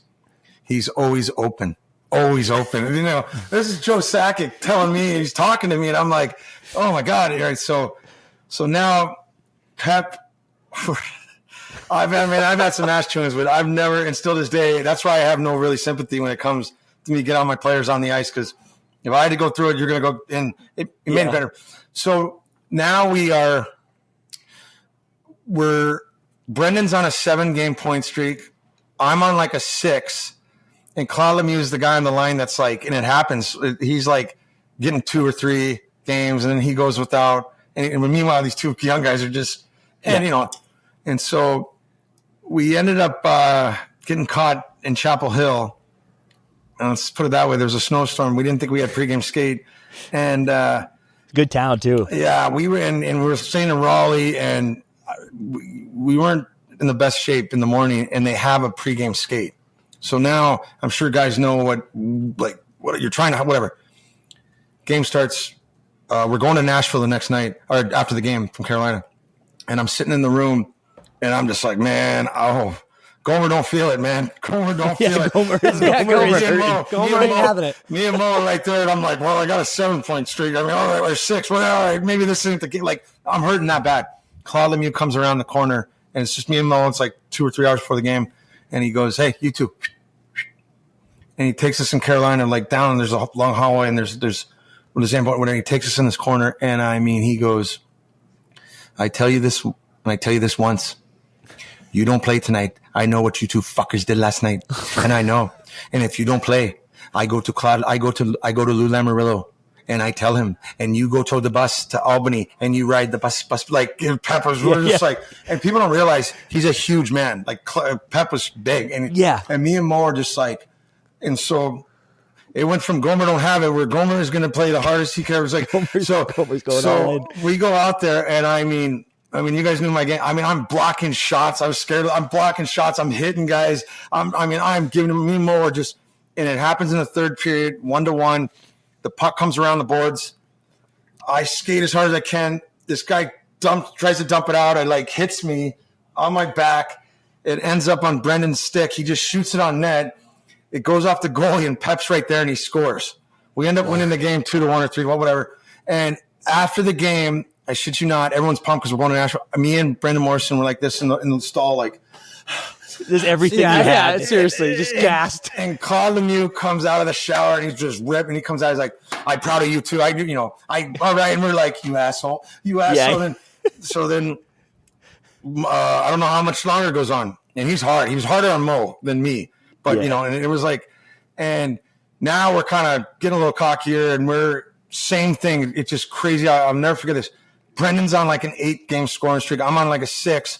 Pep's the guy on the line that's like. Yet again. Yeah. So we're in the igloo in Pittsburgh, and Pep, it's an optional skate, and Claude Lemieux grabs me and Mo. He's like, line meeting, and let's go. We're line meeting. What the fuck? Okay. So we skate over, and now we're kind of like, enough of this guy's shit. And he goes, we need to do this, we need to do that, blah, blah, blah. And Brendan goes, hey, Pep, we need you to be positive, because when you're positive, it makes us go better. And where he just had the face and he's like, get the fuck out of here. Get the fuck away from me. Me and Mo were like, okay, we're skating down to the other end. And by the red line, we're like, fuck you, suck on that. Like, like 2 little kids, like, we told him. Yeah. And he goes down. And we go down to the end, and I mean, we're going to work on one-timer. And I mean, we couldn't even get one-timer down where he yells, get over here. We have to skate back, actually skate. And we're like, stop. And like, what? And he goes, same thing again. I tell you this, and I tell you this once. I play in the league 16 years. You fucking get me going. I don't get you going. Get the fuck off the ice. Me and Mo were like, that didn't work. We skated out. Disaster. You had about 2 minutes of feeling like you finally got one to him. The best one, though, ever. The saddest day of my life, besides getting Alamo, Brendan Morrison gets traded to Vancouver for Alex McGill, Dennis Peterson, and for Alamo. So I'm like, oh my God, there goes now I've become the you now. Yeah, now it's me. I got Brendan no more, and I'm like, oh my God. So we're in the room, and Pep is just on me, and we got to do this, and it's between periods, and I'm thinking like, how can I get this guy? Like, fuck him, I gotta. And it's like when your dad is just on you, and you're like, all you gotta do is get mom's attention. Like, dad's overdoing this. I'm gonna get mom, so mom's gonna be pissed at dad, whatever. So in the room, I'm like, and the guys know that Pep's on me. Like, they know, and they know my personality. They're like, but then again, no one wants to deal with him. So it's kind of like, so Pep's on me, and and I'm like, what am I going to do? So I literally was like, all right, he's like this. And I'm sitting here like this. And I went, and I just got up. I got up and left. And I made it loud enough where I kind of had a good walk where, people could see me, but I acted like I was crying. And I was like, and I get up and I walk out. And when you hear Pep's side of it, it's even better. So I go to the bathroom stall, and I'm in there, and same thing. I'm like, fuck yeah, like because now he's so. And Claude Lemieux tells us his side of it, and he goes, now everyone turns to me, everyone's looking at me like the fuck do you do to the kid? Like, and he's like, so he has to get up. He goes to the bathroom stall, and he's like, kiddo, and he always called me kiddo. He's like, kiddo. He's like, kiddo, are you okay, kiddo? He's like, he's not, and I'm like, yeah, Pep, yeah, and he goes, you okay, kiddo? Yeah, I'm like, yeah, and I mean, boom, this door opens up. He kicks the door, and I'm like, and he's like, you show me up? You showing me up? And I was like, no, I think I broke my arm. I'm hurt. He's like, he's not yelling because he doesn't want the other guys to hear. And he's like, get the fuck back in that fucking room right now. And I'm like, yeah. So I have to walk back in the room, and everyone's staring at me. I'm like, yeah, that didn't work. Yeah. And yeah. So no, he was awesome. He was the best. But it's funny when we get together because you hear his side of it, and it was. But I'll tell you one thing, guys. When push comes to shove and you're in playoffs, I mean, you're taking that guy. You're taking that guy. Yeah, like, I fucking love that. He was nasty. He brought it. He made us all. He made that organization. He lifted that meaning. Like if a guy wanted his stuff folded in between periods, I mean, I was a rookie, so I couldn't allow or whatever. But if a guy wanted it this way, that you're in the NHL, this is how it's done. The trainers and everyone, they'll be the first to admit that. Like he came in because he's coming from Colorado with all those big boys, and the Devils maybe got a little way away from that. But when he came in, it was a different ship for sure. Yeah, hell yeah. Dude, you talked about Larry Robinson taking over because Robbie Ftorek was the coach for most of that year. What was it, like 8 games left? He got 8-9 games when he got let go. And fun fact, actually, Robbie went to high school with our dad, played high school hockey with our dad. Oh, okay, so when he got the Bruins job after that, he would bring us to games and like bring us down to the locker room and meet the boys. We were little kids. But dude, what was that like? As a young player, when you're like my coach, because I know there was a little like he's helped bomb Danico before the 1,000 game. Like I know there was a little contention already. So were you guys just like good? This is what we needed to get to the playoffs, or was there like what the fuck is going on? I didn't like it's a great question, but it's also I don't know what's going on. Like you really don't. Yeah, fair. So we're in first place. I don't know how many games are left, but we started slipping. It just wasn't, everyone hits it, but we're not whatever. Robbie was one of the best coaches, like teaching wise, but he's also, everything was like a mental thing. Like you'd come in and be like, how many goals are you going to score on Marty? And he'd lay 5 pucks or something. You're like, well, Marty's standing right there. I'm like, I don't want 3. So then he'd just shoot 2 pucks away and be like, okay, then score 3. And it's like, why wouldn't you just say 5? And it was that kind of stuff. Every time I walked on the plane, Robbie would be like, he'd show me something on video because I'd get on the plane and he'd be like, hey, you want to see why you're not playing tomorrow? And I'd be like, and then he'd show it, and then I'd go in the back of the bus, and of course I'd go to Randy and be like, all right, on the plane, and I'd go to Randy and I'd be like, I'm not in the lineup tomorrow. And he's like playing cards. He's like, shut up. And I'm like, the coach just told me, he goes, you're leading the team in scoring. Shut up. Like, so it was always mind games like that. I didn't, Robbie was great. I mean, fundamentally, this guy drills and everything. And you could just tell we were slipping.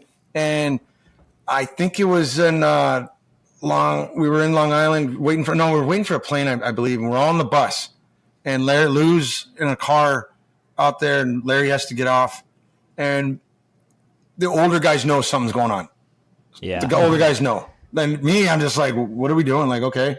And Larry, you hear his side, but Larry didn't want it. Like Lou had to legit talk Larry into doing that because, it didn't want.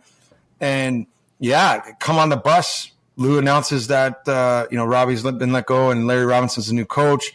Larry comes in and it's just like, and, I don't remember how it was, but it was literally like, it showed, wow, this is serious. Like we probably got a chance to really win the car. We got to make a run. And I guess this isn't working this way.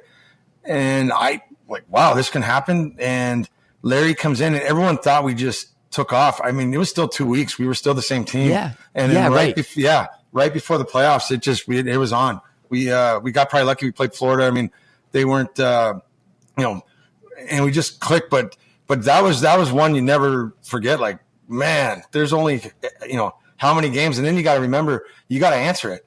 You got to answer the media. You got to answer to all your friends, family. Like, I don't like, what happened? Was he that bad? You're just like, but then you look, as you get older and stuff, you probably realize that, I mean, there's, one thing Lou always had was a pulse of the locker room, and he probably felt that you know, it wasn't going to work. And I mean, that's a huge gamble he did, and he wasn't scared because we ended up winning. Dude, especially after 2 straight first-round losses. Yeah. To do that right before playoffs. I'm like, oh, my God. No, it was, yeah, I mean, you look back and you feel bad, but then you realize there's a lot of stuff you realize that this is a business. Like, because you come in and you think like, oh, this family, oh, they're going to take care of you ever.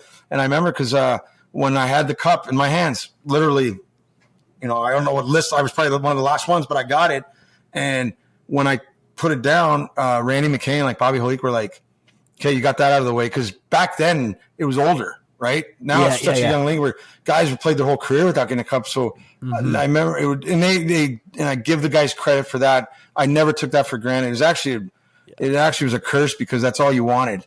And I think for the rest of my career, Gomer, we talked to Chelios about that. Like, he had the same feelings. Like, you win so early, and then you're like, fuck me. Like, every season where it doesn't end that way, it must feel like a failure. You know, it's crazy. But I was on the ice, and that's when they said, you know, gave the cup away, and they go, okay, you got that out of the way for the rest of your career. It's this. Yeah. It's this. Fuck, dude. It's this. Wow, so I'm sitting there just like, that's crazy. Can I enjoy this for a little bit? But and then you realize, hell yeah, it's a business, man. It's about how much money, how much green you're going to get out of this, because we don't, you know, you don't know how long you're going to play. You don't know what could happen. Teams, you know, they tell you to go buy a house, do whatever. Next thing you know, the guy's traded the next. I mean, there's a lot of stuff that the outside world doesn't know. That like, oh, that spoiled athlete. But they're, you know, this is a business, and the guys taught me, and you know, Lou. It was the same thing. Like when I had to leave, I was like, "Hey, this is business." But they were really great about letting me. They didn't let me take it for granted, Larry. And all. I mean, to win the Stanley Cup, you know, the respect and everything. It was that was installed in me. That like, hey, I still didn't. When we went down to 3-1 against Philly, I was like, this sucks, but wow, it's gonna be a fun summer. But then you know, then Larry snapped Carly, and it was like, oh. And then next thing you know, we're holding the cup. But it was, and it's true what they say, like, you know, because all these kids, everyone asks, like, how was the party? And guys, the game 6 or game 5 was triple overtime. Game 6 was double. And after the game, we celebrated in the locker room, but we got back to the hotel. It was, you know, the families and everyone were the ones that were going crazy. The players were just like, I mean, that was just it was just a relief to get it done with. And then the next day, the shenanigans really happened. And But, we joked about that this year with Florida. Like they won. We're in Florida. They win in their barn, and then they all just go back to Chucky's house because they were too gassed as they sat in the locker room until 3 a.m. It's so real. But dude, you just mentioned it. I mean, that you get into the playoffs in 2000. Immediate goal in your first game. You go on to have 10 points in that run, and then you play that awesome Flyers team in the Eastern Conference Finals. Win a game, lose 3, and then unbelievable. Come back, beat them. That was funny to hear you say, like, going to be a cool summer. Yeah. How intense was that? Like, you know, you lose 3 and you're like, well, did that one feel tougher than Dallas? Yeah. Well, probably just because of the rivalry more with Philly and us, and Dallas was going back to back. I do remember that. So playoffs end, our regular season ends. You know. This ain't that hard, right? No. Yeah. And the guys were like, fucking rookie of the year. Now it's gonna rev up like you don't even. And I'm like, okay. The worst thing that could have happened is we played Florida because you know we were a matching team. Yeah. And Pavel Bure is going to play 24 minutes. Yeah. Scotty, Bobby, and those guys are going to play, and like we're so all right. I think it was game 1. I think I scored whatever, and I'm thinking okay. And then I don't play the rest of the. You know, I'm kind of like. Oh, is this how it is? So we sweep, and now my game, you know, I'm like, now we go to Toronto. Now those were the best series when we played those guys. It was a straight out war, you know, no intent like that. But they now, all right, I'm the guy that's maybe not carrying his weight. Maybe this is too much for the rookie. Maybe this is, you know. And Larry grabs me before game 3 in Toronto. I think the series is 1-1, whatever. And Larry goes, hey, Gome, and he's just the best. I mean, this guy is, and Larry grabs me and he's like, wants to sit with me, and he's like, hey, maybe you want to sit in the stands and watch just to see. And that scared me so bad because I'm like, I think that maybe they wanted me to say okay, but if I say okay and a guy comes in and he does well, I'm not seeing again. And I was like, no. And I kind of and I got lucky because, when you're a guy that gets all you need is a point to get going, whatever. Yep. And I think in game 3, I think I had like 3 points, and that was it. But that right there scared me. Like whatever I'm doing, it ain't working. Like maybe this finesse stuff, maybe I got to, and then so now we get to Philly, and it's crazy because if you do talk to the guys, we should have swept Philly. I know, so, right? So you guys remember that it was game 1, bang, smack them. Game 2, beat them. Did we start? No, they were home. So game 3, we're beating them like 3-0. I forgot what it was. Rick Tocchet and Scotty Stevens getting a fight. Yep. And I think Scotty kind of knocks Tocchet kind of whatever. And these are 2. He doesn't go down. Rick Tocchet doesn't go down, but he got him. He was a little whatever. Tocchet plays one more shift that game, but he comes out. He basically skates by the bench, like their bench, and then he's done. And I remember all the older guys were like, that's old school. Like, that's what you do. Like, we didn't, and they came back, beat us. All right. They got 1, whatever. Well, we just came for 1. And then Tocchet comes back and his line, Ricky Tocchet, those guys just, before you know it, we're down 3. Yeah, we were down 3-1. Sorry. Yeah. But we dominated the first 4 games. And that's what the hard part was. And like I said, I was like, damn, what, next year, hey, we'll get it next year. Cause you don't know. And Larry Robinson after game 4, Larry Robinson absolutely ripped us that none of us have ever seen. Like, I don't even know if he was crying. Like it was, wow. And this is Larry Robinson. The guy this guy would do anything for any of us. And he absolutely tore, it was all heart. It was just coming, like he knew the opportunity we had and we we're going to let this go. It doesn't have like it. And right after he said what he had to say, Claude Lemieux stood up and, we all heard it growing up playing like, if you're not ready tomorrow, you better. And he said something that, okay, we win the next game. I think Pep had the game winner and then we win game 6, but that's when Lindros came back. Dude. He comes back game 6, fucking changes everything. He comes back. We're winning 2-0 and he looks good. Like, he looks good. And probably the worst thing that can happen is we're winning 2-0. And I think with like 20 seconds left or something, Lindros scores. Yeah. And it was like, ooh, now this guy's going to feel it for game 7. Like there's a lot of, goes into it. Like, oh, that's the last guy we need to have a goal. He's fresh, obviously his time, and that game 7, Scotty hits him and people don't realize that supposedly, I think it's true that Scotty was in the hallway. Like Larry had to like talk him back into like, no one knew if the guy was dead. Like, really? Wow. He wasn't like, he was like gun ho about it. He was kind of needed like, wow. But, and then with Patty, that line, the A line, they were unbelievable. And then Patty scores that. And then it's just crazy. We're going to the Stanley Cup, but the best part about playoffs, and I doubt these kids do, were after you win, especially if you win early and you have timeout, some of the best parties were after you win a series because they used to be time, dude. Because you're supposed to like, hey, we just accomplished something. Like enjoy this, yes, and definitely. That's one thing about our team was like, hey, afterwards, and Danico owned a restaurant, so after those walls, it was just a blast. Like, and he wanted more, so then you got days off and come, but yeah, some of the best parties were after you win a series, and because you talk to other teams and it was like, no, we didn't do that because the job's not done. Where us was like, hey, it's supposed to be fun. Yeah, it's supposed to be fun. We're doing this for a reason, and sure. So yeah, there were a lot of great moments. And then with Dallas, we beat them 6-0, whatever it was, game 1. I'm like, man, we're gonna win the cup. This is this is great. This is too easy. And then that's when you realize, like, for me especially, because I don't know if we played him that year, but you realize like how good Brett Hall, like Madonna, like especially Holly, you really saw like, wow, that because he doesn't look fast or anything. But I remember thinking like, whoa. And then they were, they had the same kind of team we did. It was just, and then it was straight on war, like just going back and forth. And then now we're up 3-1. And then we have them game 6, like ended at home and, triple overtime. And it was a mind fuck for, I don't know how long, but dude, I can't imagine. Like you just said, game 5, triple OT, cup in the building, lost. Game 6, double OT, lost. Like at what point? We won the double overtime. So in game 6. Oh, that's right. Yeah.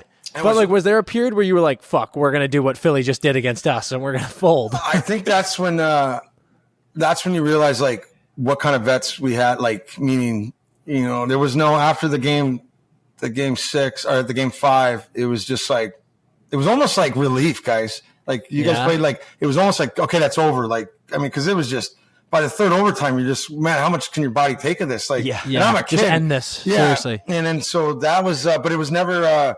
The older guys never let it creep in that like Pep and all. They never let it creep in that we have to go back to Dallas. Hey, we're still up. Yeah. And there's always it's kind of funny because like Jacques Lemaire, Larry Robinson, the Devils were kind of based off Lemaire. Like he basically started the Montreal old system with the Devils. So and Jimmy Dowd and all those guys in '95 have the best story where they're like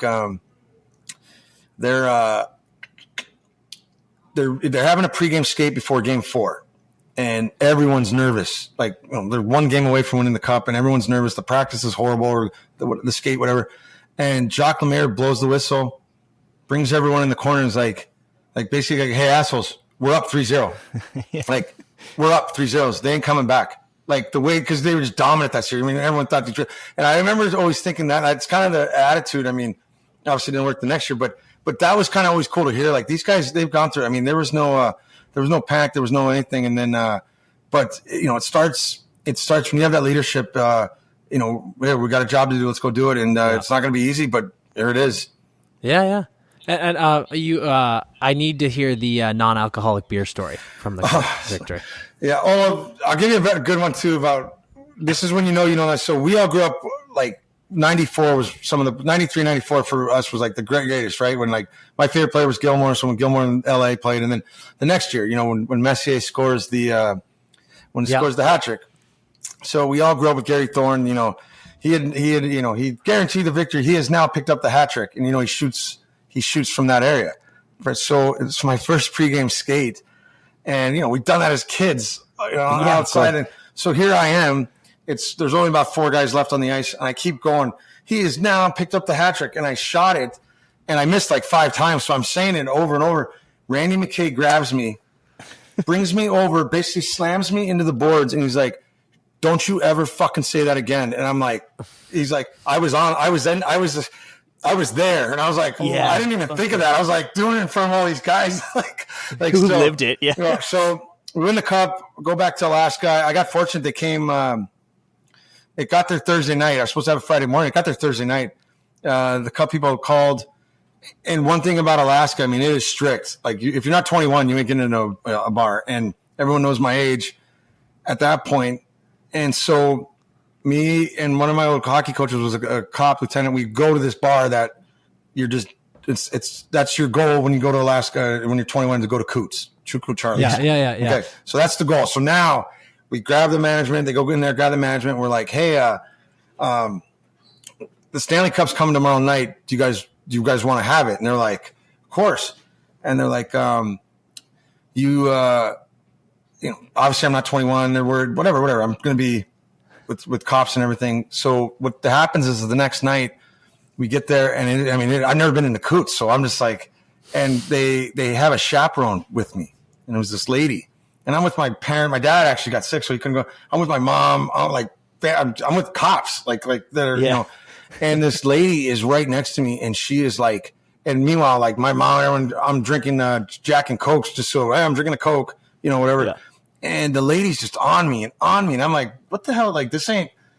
Who does she work for? Is she with like the NHL? No. She was working for like the bar or something. The bar bar hired someone, so they like. I had a chaperone, so whatever. Yeah. And it was just like, so now the lady's just, guys, she is like right next to me. It's just like what, like, yeah. Like, yeah. I mean, if I'm going to the bathroom, she's like, she's got a straw dipping into it. Yeah. And, so my mom's getting ready to whip her ass. Like people are starting to like, cause I'm getting bugged. I should be having the time of my life.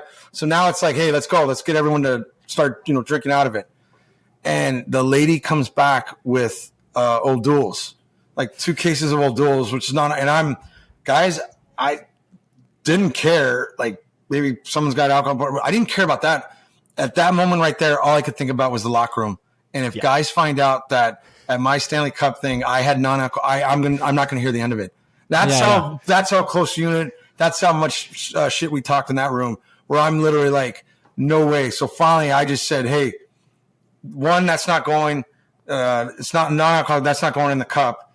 And two, either we're taking the cup or she leaves. You got to pick right now.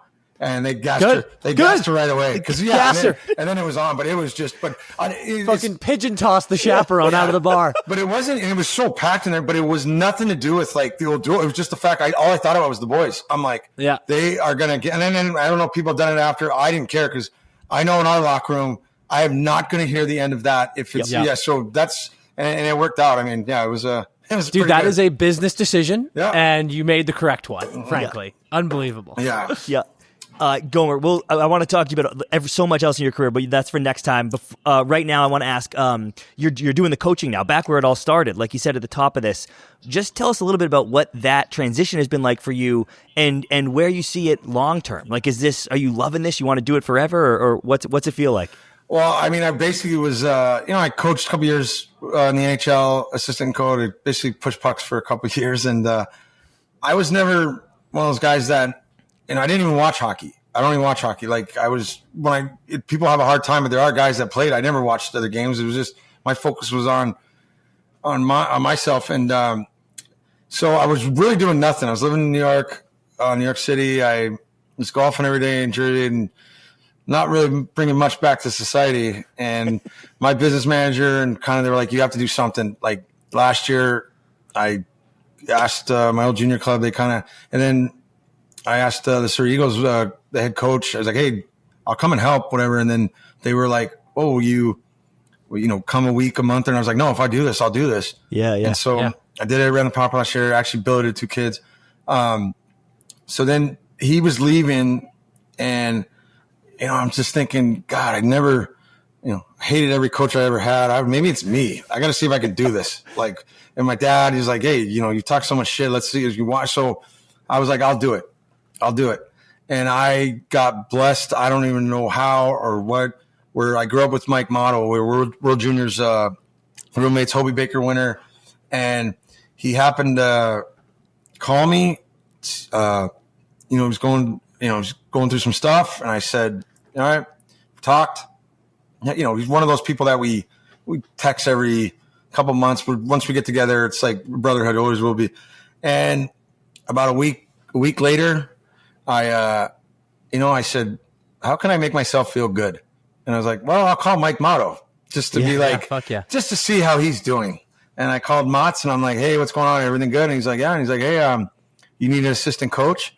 And I was like, fuck off. Don't mess around. He's like, no, he's like, seriously, he had something, he was going to go to Colorado. And I was like, Motts, and he goes, give me a week. And gave him a week, and I was scared to get the call. I was scared to call him, and he goes, yeah, I'm in. He's like, let's do this. That has been the greatest thing ever, is having a guy that but we're so dialed in, meaning this guy knows the D side. I got the offensive side. If you ask these kids who the head coach is, they wouldn't know the answer. And that's awesome, that's when it's been. So that's when it's been like, there's no ego to this.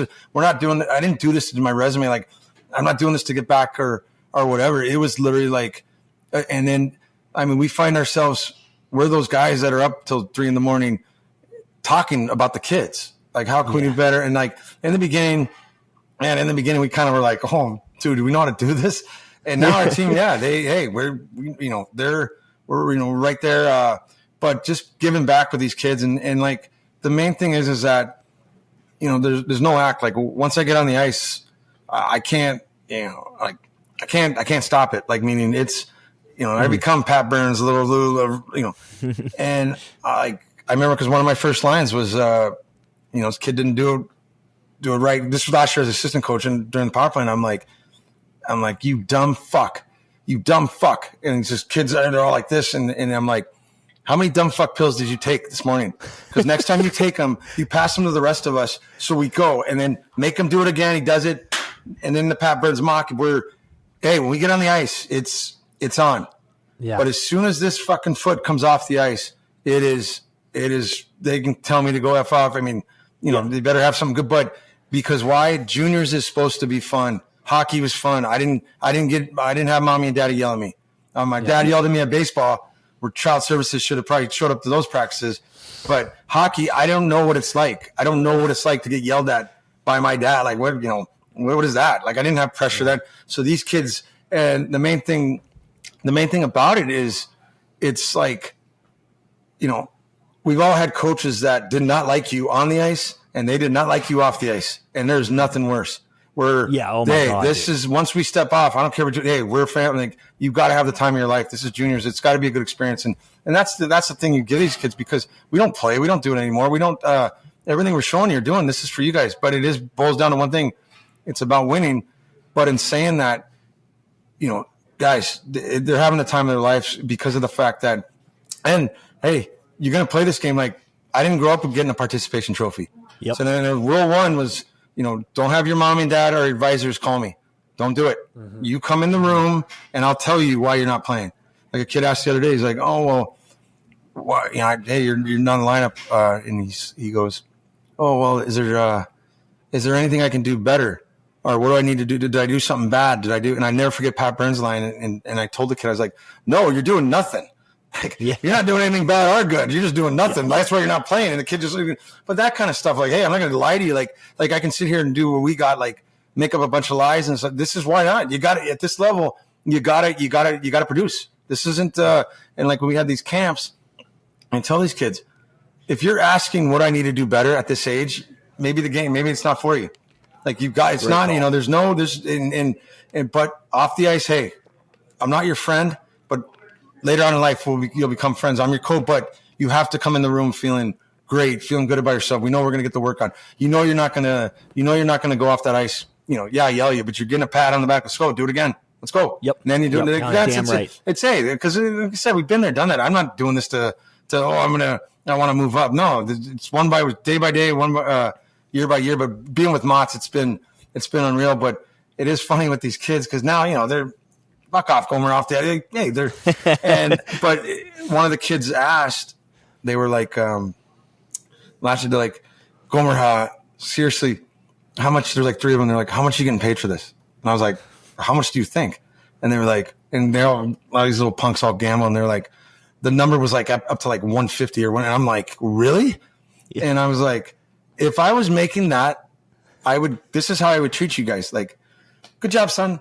Good job, son. Like, it's the best day ever. Yeah. Like, get out of here. Like, yeah, if I was making that. Hey, great job, guys. Great job. Yeah. So it's been great. It's been awesome to give back. And hey, like I said, we're winning, and that's the bottom line. But hell yeah. But the structure. I mean, it's funny because you do complain about when you're in it about Lou and the rules or whatever. But we have the same thing here. Hey, the room's clean. Yeah. You don't walk by a piece of trash. You pick it up and you throw it in the garbage. And then they're like, hey, you want to, because they get treated great. But you also, because let's say it boils down to you two, right? And it's like, you guys are the same players. You guys are exact same players. This school's going to recruit you. Well, which kid, you're exact same. Which kid are you going to take? Are they going to take the slob that doesn't handle his record? Dude. Or are they going to come from the program that, wow, this is, and that's what these kids, that's what we're trying to install them. I'm like, hey, life's going to go on. Life's going to go on, man. Please, thank you. You can act like an asshole in here. This is our domain. But we get out in the public, it's almost an act. Like, we get on the bus, we go to certain places. And that was what you learned with the Devils. But hey, when we're in the room, hey, it's, this is your guys' playhouse, whatever you guys, but the respect factor and all that, it's, and you got Lou on the wall right there, and the kids got to meet him and stuff. And he I had to, I needed advice, still can call the old man. And yeah, he's always there for us. That's the best, man. Honestly, it's like you're right. Those are the life lessons that translate well beyond the playing days. So it's how you treat the trainers, how you treat the people in the building those are the ones that are going to take care of you when you're all said and done. I mean, there's not one club I can't call the trainer, hey, can you simple, whatever. Yeah, those are the people. And that's what I learned from those vets. Like, you tip everyone, it goes a long way, and it is. I mean, half my relationships in hockey is just because of what those guys taught me. Like, I never left the room and like he was cheap. No, it was, and then that's, like I said, the credit for those guys, those lessons that maybe all the guys my age didn't get. They learned later in life, but I was taught right away. Hey, it's it's the people that are gonna those are the people you take care of. Absolutely. All right, Gomer. We're going to play a game with you that we do with all our guests to help close you out here. It's called Pass, Shoot, Score. Okay. Basically, it's a ranking system. We're going to give you 3 things that we know you like, that you're into, and you got to rank them pass, shoot, to score. So pass, I know you're a passer, but that's our least favorite. Shooting's better. We like getting pucks on net. Scoring is the ultimate. So that's going to be your number 1. Scoring's the ultimate. Yep. Your number 1 is dips. So your pass, shoot, score is your homemade holy moly guacamole, your green chili sauce, or your turn again tartar sauce with the humpin' halibut. Scoring, definitely the holy moly guacamole. Wow, okay. What was the set? Passing, what else? Your green chili sauce, and then the turn again tartar sauce. Yeah, but it was shoot, Pat. What was it? Shoot. Pass, shoot, score. Shoot would definitely be the chili sauce. Okay. And the tartar, the beer batter halibut would probably be the pass. But okay, yeah. All right. So you're putting your guacamole up against anyone's, basically. Anyone's. We owned a restaurant. I'm Latin, and it's that's no. I go into a party. I know it's cheap. I know it's there's something. If we had included Dahlia's salsa, would that have been the number 1? Oh, that's score, man. That's it's my mom's the type that such an asshole. Like, she don't even give us the recipes. It's always off. So it's always off. It's like, Mom, this is, I did exactly, and that's, but when it comes to my mom, I mean, that is, I grew up with legit, I mean, kids still come to the house and my mom, she's scoring every time because she, as big an ego as I got in certain things, no, but I go head to head with her, with guacamole, and she would, there we go. She'd still fight to the end. Our boy Brad is from Alaska, and he told us that the salsa lights up the state fair, and he was like, "You got to ask him." It's legit. But like I said, I've tried it a million times, and there's still something missing. We have that kind of mommy, whether she wants to admit it or not. Right. Okay, here's your next category, Gomer. This is gifts. Okay, gifts to give. Pass, shoot, score. Christmas ornaments made out of moose turds. One of Uncle Scott's paintings of Alaska. Or a bacon candle.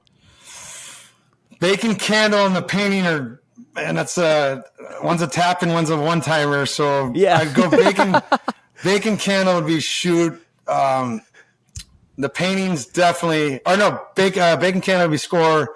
The paintings would be shoot, and I wasn't at my all. I couldn't do anything artistic. The only thing that was good was that bowl. I actually looked at it and I was like, I bought it. Like someone would. So, I mean, it was, I wasn't in my right mind when that was going on. I got into character, let's sort of say.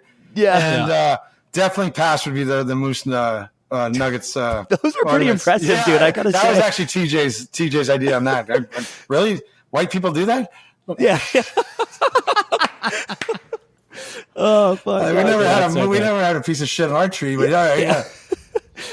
Jesus Christ. All right, your next one's fantasy experiences.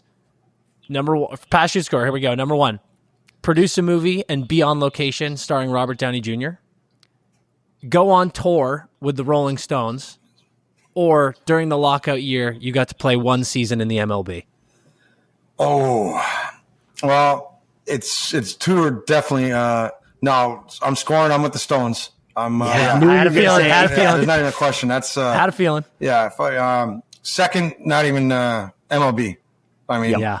I mean, I like to say if I wasn't from Alaska, I would have had a major league. I mean, I love baseball, so I don't like the game now because the home runs and all that. But yeah. But I love that. The strikeouts and the home runs it's awful. But MLB and then the third, I don't even know what the third was because I don't care because I'm on the Stones. Yeah, exactly. Yeah, Stones washed out RDJ. Well, producing, people don't realize is like everyone, our personality, certain guys are like, when you're done, movie acting and all that. But when I went when I was on that One Life to Live, me and Ronak were the only 2 that had a speaking line or spoken. So I got my SAG card because I had a line. And but there was a bunch of other guys. Shelton was there. Eric Turner was there. Weeksy was there. Like they're walking through the airport. I'm the ticket guy. But I was there for 13 hours, and Ronak took all the lines. So I was the last shoot. I had 1 line. And they were like, done. So you talk. People don't realize, like, being on those movie sets, I mean, it's boring. Like, there's a lot of standing around. Yeah, and so, I mean, because people would automatically assume, like, producing, but no, that, and you see all those like wrestlers that, I'm in the old school wrestling. You think all that none of those guys really, I mean, it's a lot of downtime. And that would definitely be the pass for me. Yep. Yeah. Okay. Here's smart man. Smart man. Here's your last one, Gomer. Category is fishing. Pass, shoot, score. Deep sea fishing, spear fishing, dip net fishing. Well, see, I grew up where you guys know what combat fishing is. Dude, only because of our Alaska friends. Yes. So people don't realize, like, I'm like a weekend fisherman kind of thing, where I grew up where we didn't have a cabin to go to. So to go get your fish, you got to go to the Russian River, and there are thousands of people, and you're literally this close to someone. And your dad's usually crazy. Your dad's usually down there because he wants you to, it's kind of like a manly thing. And by the time you're 11 or 12, so if I'm fishing in the middle of you guys right there, you guys are grown men, where I keep tangling up with you. Dude, I had a guy one time, I'm like 12 or whatever, and I keep tangling up with him, and I'm, and he finally tells me, he's like, hey, get the fuck out of the river. I was like, got it. Yeah, no problem. Turn around, I start walking out. My dad's like 5 people down. He goes, where the fuck you think you're going? And I was like, got right back in there. Unless you're a good looking girl or other people give you spot. So that's the kind of fishing I grew up with, where I almost hated it. Like, this is not enjoyable right now. If I would have had a cabin like we had now, and just out there by myself, I loved it. So I would say spear fishing, because I never done it. Yeah. It might be, but I'm scared of the water, and it's not like, I get the Mexican joke because we don't know how to swim, man. I'm the best swimmer ever because I'm so scared of that water. I can be in a pool that I think there's a shark there, so I know how to move. So he's the Batman of swimming. Yeah, I mean, just conquered his fears. But dip netting, we go on a boat. That's all my dad does. I absolutely hate dip netting. Really? It is straight work. You people thinking, and especially you guys, it is this huge net. You're putting it in. It's awful. You get all the fish, but that is just, and I used to have to go with my dad, and we had the slowest boat. So by the time the fish are in there, it took us like 3 hours to get back. I just hate it. So I won't even go on. So dip netting would definitely be pass. Pass. Yeah. And what was the second? Deep sea, baby. Deep sea.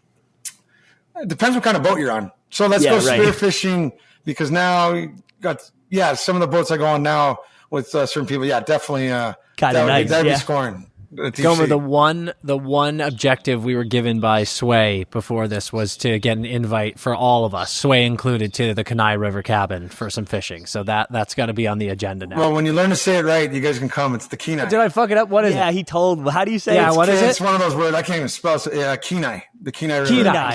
Yeah, that's right. Yeah, you guys. Hey, that's one thing about us Alaskans. What we tell people, and especially you guys know. You can ask anyone. All you need is a plane ticket. And once you get out there, people done and done. People take care of you. It's just it's the Alaskan thing. It's like it's our turn to brag about our state, and we take it for granted because half the stuff you guys would want to do, we're like, I never even done that, but that's something. It is pretty cool about the way people treat people when they come up. I'm sure it's like that everywhere, but that is one of our major things in Alaska. Yeah, it's special. It's the best. We ask guys, we call it their career hat trick. So we ask them your 3 favorite goals you've ever scored, any level. So it can be juniors, it can be for any team, whatever. So you don't have to think about it for a second. And then when you think you have your 3, we'll tee you up and you can say what they are. All right. Obviously, your first NHL goal. And a lot of people say that one. Yeah, because and some people go like some sick dangles if they have them in their bag too. Oh, I went end to end and against a good friend, Jason Strudwick. Completely beat him. That's always up there. But in high school, we didn't make this. In Alaska, you had to play with your regular team, and then you had to play high school hockey. So that'd be like us 3. We're on the comp team, and then after I think first grades come out, you have to play for your high school team, and now we're playing against each other, but it's the first time you're playing in front of fans. You're playing in front of the schools. There's cheerleaders. It's packed. And I was so naive. I always thought that, God, people are just into this, like the students and all this. And it took me, I don't know how many years ago, or when I found out that everyone's getting drunk or high in the parking lot. So by the time they got in the game, it was just rowdy. I was like, you guys were doing that? I thought, and I doesn't even know what hockey was. So there was a goal where the year, my freshman year, we didn't make the state finals or to make it in the state. So you basically got 2 weeks off. And so now the next year, I'm a sophomore. I'm really a freshman, but I'm a sophomore, and we're playing in our school. You know, a good high school team is playing. We got 3 lines, and our team basically had like 1.5.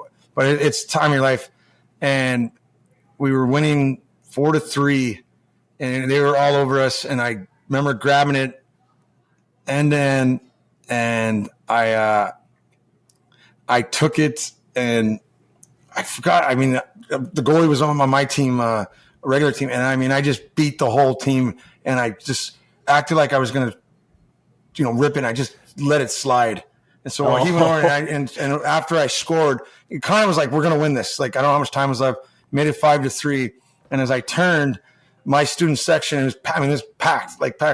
Kids are running down, and I think it was the only time I really celebrated. And this was in, I think, it was jump around or still hot, and I think I was just revving the crowd. I just never forget like that, because that was and that school had like all the girls and everything, and we beat them. But that was always a goal that and remember forever. Yeah, that's an all-time. Yeah, and then God, who was your first goal against? Felix Potman.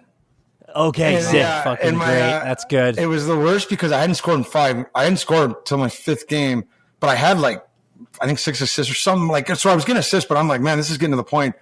And my first shift in Atlanta, my first NHL shift, you're just, oh my God, I hear it. And I'm at the goal line right next to the net, and the puck just came. And I was like, dude, guys, it was just me in the net. Yep. And I just whiffed and should have known right then and there I'm not going to be a goal scorer. But I always wonder what would have happened. What would have happened in life if my first shift, my first time I touched it, I scored what was it? This one's a good one because it's just the way it was. We're playing Tampa. It's 2-2. I think it's the year we won. It's 2003 maybe, or no, because Lukovic was on the team. So it's after, but we're in overtime. It's 2-2. We're in Tampa, and we're down. Maybe down 2-1. It's one of those. So it's overtime, and I was scared of the puck. I was so good at blocking the puck where coaches would get mad that I'm like, well, why do I got to get in front of it where I can just tip whatever? So now the play breaks down. Corey Sarich got the puck at the blue line, and it's enough where I'm away where, shit, I got to go out there. So I'm going out there, and I'm like, oh, fuck. Oh, fuck. And this guy could rip it. And he's like this, and I'm like, oh. And, the worst thing you could do in playoffs is flamingo. And you lift a leg, and I'm like, oh. And he goes up, and I barely lift my right foot, but I'm in front of it. It hits me right in the tongue. Oh, my God. Takes a bounce, and it goes now. I mean, it just hit me. I'm like, oh, but now his momentum's gone. I'm gone. Going the other way. Yeah, you got a break. So I'm gone 2-on-1 from the red line. And that, it's not the 90s where that happened all the time. I mean, 2-on-1, it's me and Gio going in, Brian Gianta. And we both know we've done this our whole lives. Like, I know where I'm getting the puck. I know where I get paid. And this is set up, and we're going against the guy, and he's got his stick really out like this, where I'm like, dude, you're done. I'm gonna. And as I'm getting ready to pass it over to Gio, it's time perfect. It rolls, so it rolls in kind of in tight. I'm like, oh shit! Now I got to shoot and I go top shelf, ding, and it's in overtime, and I'm just like, and Gio comes up to me right away. He's like, why didn't you pat? And then all the guys are coming to me, and everyone's like, fuck off. You did not mean to block that. I'm like, what are you talking about? I was like, instead of letting me enjoy my moment, everyone's just like, But so that was always a cool one because it went top cheese and it was 2-1. And I don't have that in my game, but it was, So, but I mean, they're all to believe it or not, the reason also why I got away with a lot of stuff and my personality and the way I could act, and me and Joe Thornton, great friends, and we always laugh. And I'm great friends with Adam Oates. I mean, when you're a passer, we like to say we weren't passers, we were set up men. I'm not passing you the puck, I'm setting you up. I'm putting you in a spot. But I got away with a lot of other shit in the team, talking shit, doing it, because at the end of the day, you get the credit. Yeah, I'm the one getting and there ain't no selfishness in this game. You get it. So I'm allowed to say more stuff. I'm allowed because, oh, you want this? You want this, and that's what people didn't realize. We're like, yeah, the pastors are the cockiest guys because you can talk the most shit because why? Probably the least selfish guys. My job. The boys I want appreciate you. I want you. So like you talk about goals. I mean, to me, and you talk to Adam Oates, you talk to Joe Thornton because to me, I have like passes in my head that I'm like I'd rather to me to just put it to someone where he just tapped it in where I just went through like 2 legs. That to me was Do you remember one, Gomer? Does one come to mind when you think about sick passes? One was because there was just a picture someone sent, and like the time of my life were playing in the World Cup and the Olympics because I got to play with like my idols like Chelly, Holly, Billy Guerin, Tony Amonte, Dougie Waite, Brian Leach. I mean, guys, it was just I was in head, and so we're on the power play, and I'm close friends with Brian Smolinski, Smoke, and he's in the front. And Dougie Waite's coming down, and I'm like on top of the circle, and there's literally 2 guys. One guy's wide, and I mean I put a dime in between the first guy's legs, and then underneath the second guy's, and Dougie comes in and just taps it top short. And there's actually a picture that I'll send it to you guys, like, and you could see his face, and it was also kind of like, yeah, I mean I can do, I'm passing it to my idols. But it's so incredible. Yeah, but then there's some are just literally like you play with Alexander McGillney. I don't even know, like the best are when you just here. I'll just lay it to you. You take it. I'll just lay it to you. You decide what you want to do. I mean, yeah. So it's an art, and that's the one thing. These guys. That's one of the fundamentals these kids don't understand. It's backhand is it's another dimension. Like it's another. You can open it and I'm really, really close with Adam Oates and just being coached by him. I was 35. I was a better hockey player at 35 than I was all those years just being coached by this man and understanding the game. That's awesome. Yeah, it's amazing. Yeah. So, I mean, we always like to say they have all these stats in hockey, and like me and Jumbo, or imagine if there was a stat that how many times did you set up a guy? Dude. It's there. They just missed an empty net. Where we always laughed like that'd be kind of cool. I mean, it could never happen because then you'd realize like, wow, all right. Oh, geez. But then you just play with certain guys that like the whole rule here is when I'm behind the net, what are you looking at? Bang, one slot. Okay. Yep. Remember, this is going a million miles, like one slot coming around. Now, okay. Now what am I looking at? All I'm looking at is sticks and feet. I know exactly what color stick you are, what tape you are, whether you're right-handed, left-handed, all I need to know is the stick. I'm not looking at bodies anymore because at the end, now I got the D. So there's 3 layers where and then, like I tell these kids all the time, it's how you come up with drills. I remember asking Adam Oates, I was like, hey, Mats handles that, but I'm like, hey, what about drills? And he's like, shut up. I'm like, what do you mean? He's like, dude, you just make them up. Meaning what happens? What are you in a game? What's in the corners? Make a drill up. And it's like, yeah. And then I tell these kids, especially the kids last year, all you really have to do is watch, Gretzky and the Oilers and the Kings and just his body position and the way his head, it's still amazing how just hand position, everything where he's at. Doesn't matter the air. I mean, there's some that are like, okay, that's not going in but there's some just body position because we all wish we were Lemieux. I mean, let's face it, we all wish we were that smooth, but that's what I tell these kids, hey man, because that's what, Adam Oates' dad did. He made a tape of Wayne Gretzky for 3 hours and just made Oatesy watch it. And that's, yeah, I mean, it's still amazing how even back then you can watch guys like that, like Gilmore, that was my idol. And I'll give you a Gilmore story just so you guys. So Dougie Gilmore was by far we all idolized Gretzky, Lemieux, and the cool thing about growing up in Alaska, we had outdoor ice. So I would go to the rink and I'd just pick a player and I would play like him. So let's say I'm Lemieux. I'm just basically just whatever. Let's say I'm Dougie Waite that day. Let's say I'm Brian Leach. So that was always my thing. Every day I go on the ice, I'm going to be another player, whatever, growing up. And then so Dougie Gilmore, that's by far, I mean, I tucked the jersey in because of Dougie Gilmore and everything. Yeah. So my first, he's still on the team. It must have been after they lost. I don't know, but he's working out. He's in the gym.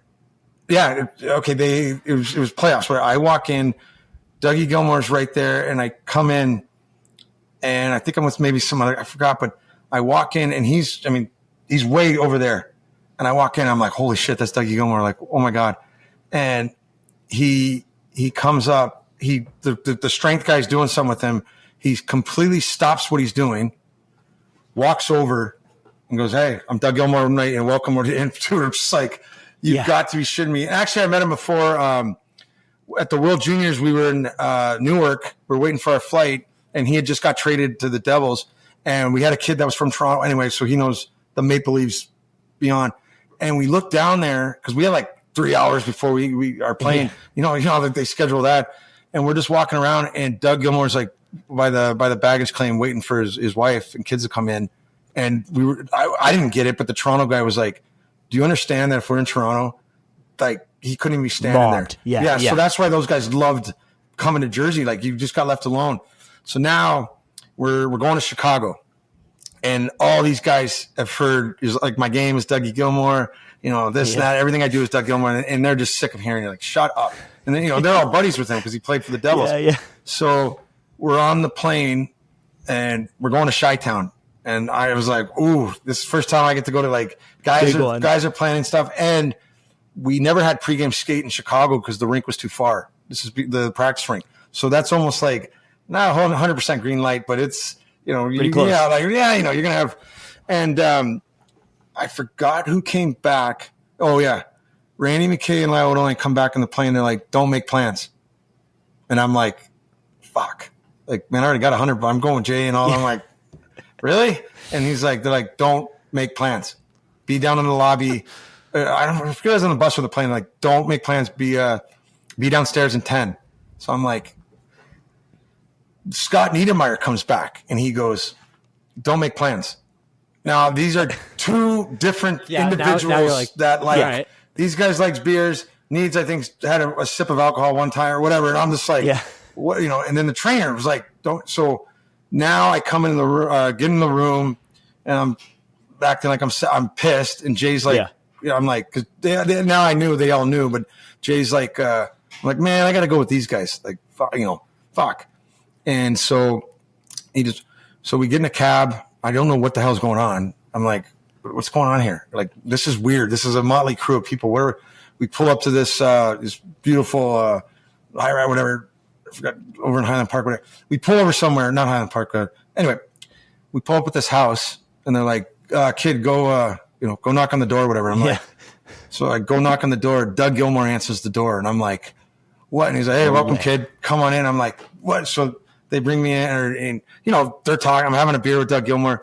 I'm beating him in points by I think 3. And I can't believe Doug Gilmore. Doug Gilmore comes over to me and he's like, "Hey, slow down, kid. I'm trying to catch you," kind of thing. And I'm like, so we talk. And now we go to dinner. So we go to dinner. We go to this. Oh man, we go to this place and Doug Gilmore. He walks in. They make me. I think I got to sit next to him. I don't know, but I tell Randy. Randy knows something's going on because I learned. Don't say you're paying the bill. Just go. So Randy sees me, and I go. I'm going to go grab the waitress because I'm going to buy Doug Gilmore dinner. I don't even know if I can afford it, but I'm like, but I'm doing it. Yeah. And Randy comes and he can sense something's going on and he goes and grabs me and he's like, do not even do that. And I'm like, why? I was like, dude, and he's like, do not that will offend Doug Gilmore.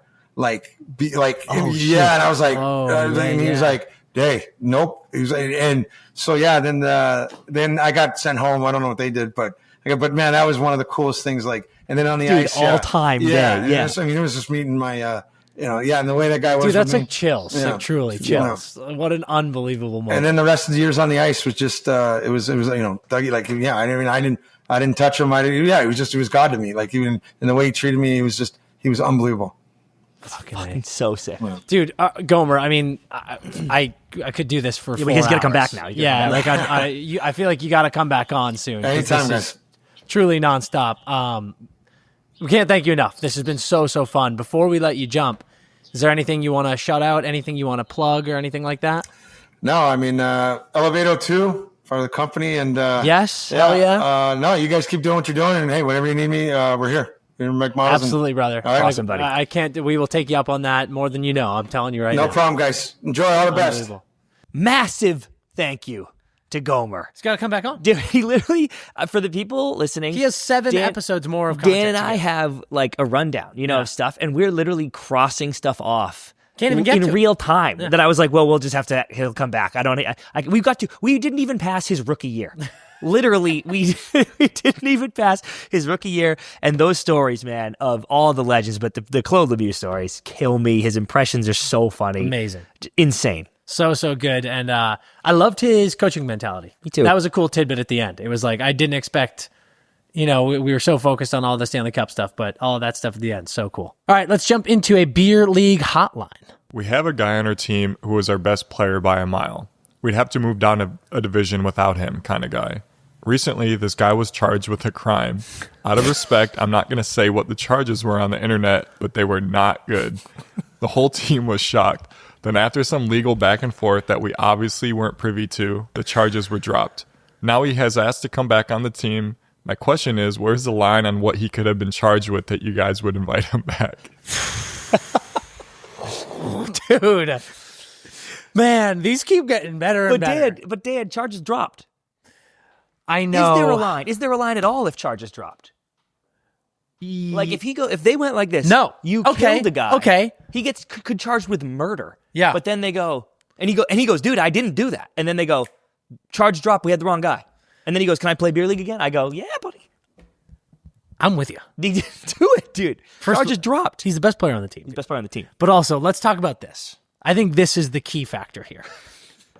To answer your question, there is no line. There is? It could be the most heinous charges I've ever seen in my life. Actually, now I'm rethinking this. No, like, I'm talking horrible stuff. I'm talking Charles Manson type stuff. I'm talking, Joe Fritzl type stuff. Yeah. Who's Joe Fritzl?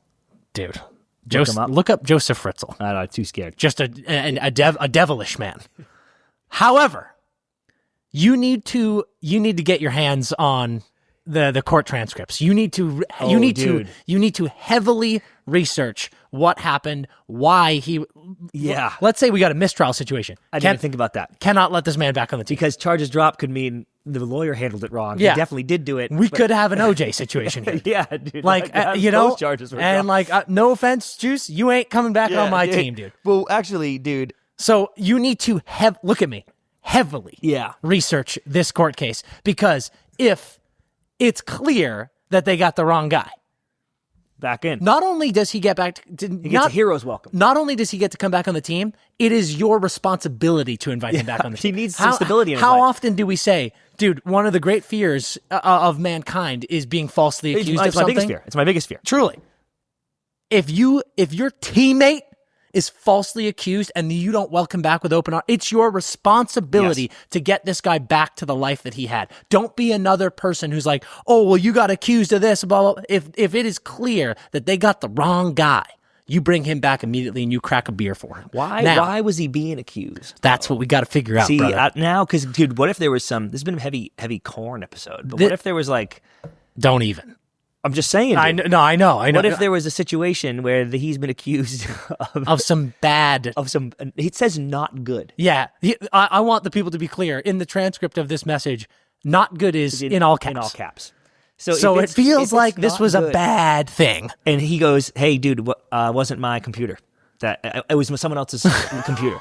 And I go... I have no idea where those files came from. I've never seen those files. You can't let him back on that team. I go, you can't sit I go, hold on. Those files were on your computer? And he goes, yeah, I don't know how they got there. I go like this. You got to find another team, bro. Dude, you can't be playing with us anymore. I can't play with a guy like that. No. I can't pass a guy like that the puck. No. He could be wide open. I don't want to be on a stat sheet with that guy. But like I said, the other teams go, they go, you're playing with this guy? You're playing with that guy? He pumps in his other hattie, and they go, oh, congrats. I'm glad you guys beat us on the back of that guy. Yeah. No, this is no-fly zone for me. So now there is a line? No, there is no line as long as it's clear he is innocent. Yeah, so we need to do our due diligence. You know what it is? I need to know that this man is innocent, not guilty. Yes. You know what I'm saying? Yes. Like, truly. That's why I said heavy research. God, those headlines are forever, though. It doesn't matter. This is what I'm saying. Yeah, It is your responsibility. We have to heavy combat that. research. If he didn't do it, You bring him back. Yeah. You got to figure that out. We become Hey, PIs. you got to lock We can in. become private investigators. Or hire one. Or hire one. Get You the got to Lincoln lawyer. figure it Where's out. McConaughey? This guy's life is on the line here. Yep. He's a free man, but his life is on the line because his life is beer league. So if the glove don't fit, That might not be enough. he can sit on the bench and play with us. If the glove don't fit, he can sit. Boom. But maybe do a little more research than that. Dig in. We are going to match these 5 states or provinces with their odds to have a Stanley Cup winning team. Alberta, California, New York, Ontario, and Pennsylvania. All right, so we've got Flames and Oilers. Yep. We've got Ducks, Kings, Sharks. Yep. Islanders, Rangers, Sabres. Leafs and Sens. Flyers, Penguins. Yes. Okay. Okay, give us the odds, Wags. Out of order. We've got plus 1,000, plus 2,500, plus 8,000, plus 2,000, and plus 600. Ooh. Okay. So, Dan. To me, this is a lock.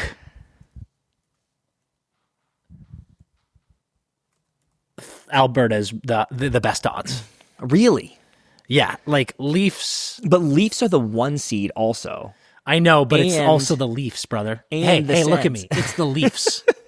No, I think Ontario, dude. Absolutely not. To me, the Flames and the Sens are like in the same situation. Like they're both kind of like a bubble playoff team. Yeah. And the Oilers are better than the Leafs. That's what you're saying. Yeah, I just think their odds are better. Like Vegas is being like, they we love just them. watched They love Connor them. drag this team They to love Game them. 7 of the final. Okay, so you would want to go the I'm going to go Alberta, 600 them, and then I'm with you. I think 1,000 is Ontario. And then- then what about the Kings though? Like, or I guess they're kind of falling off now.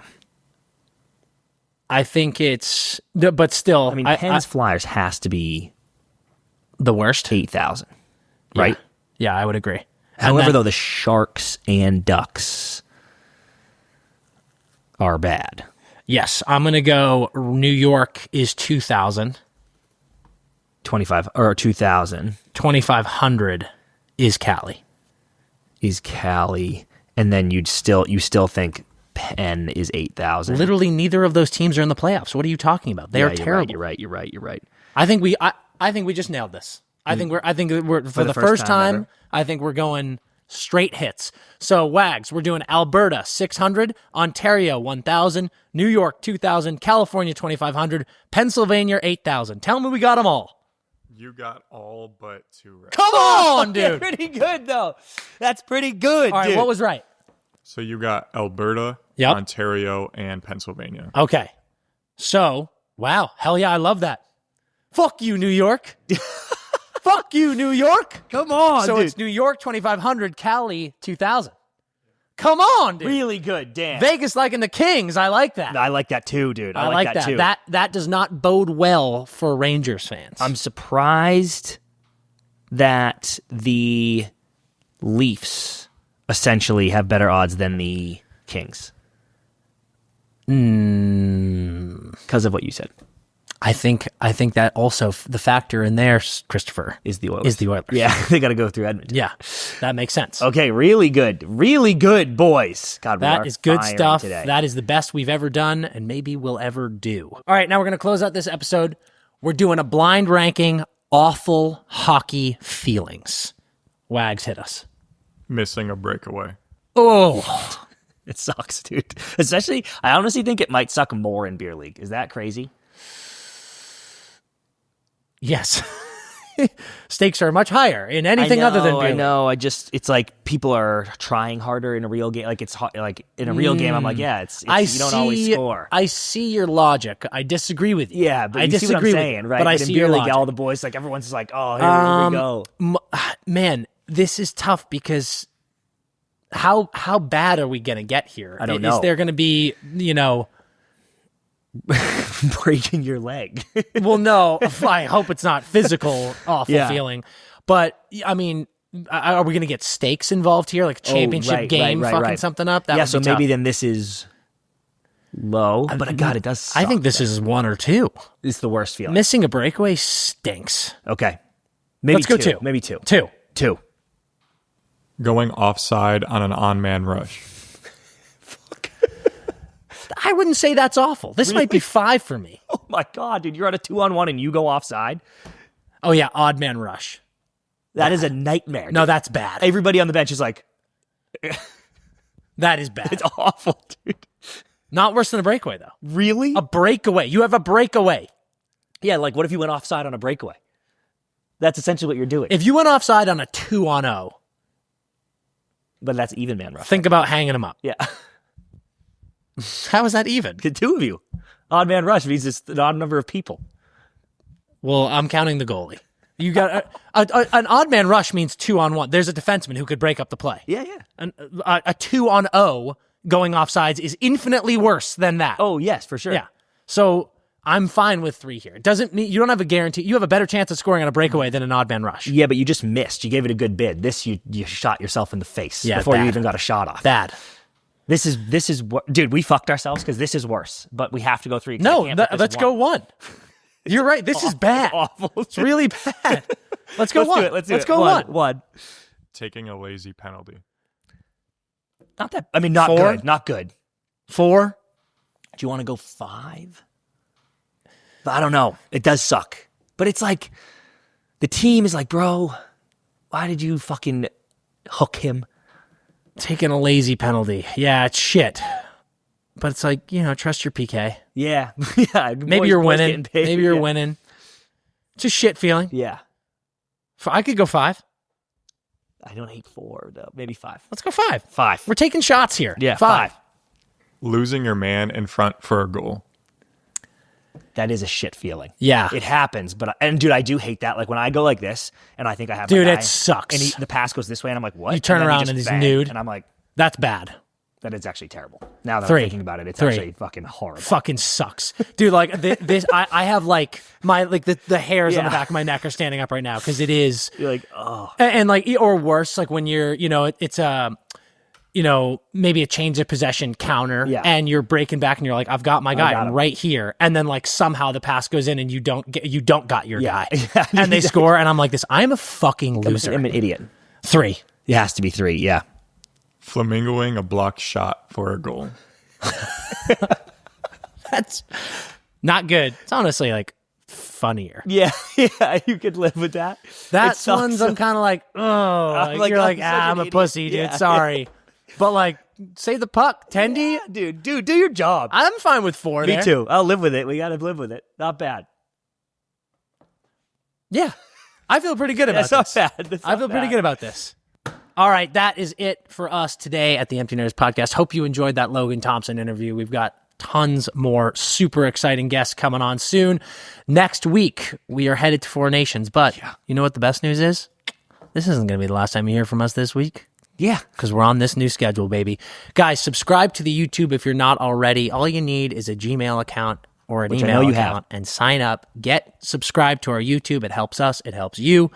Make sure you tune in for these 2 episodes per week. And we will see you next time. And until then, Skate hard.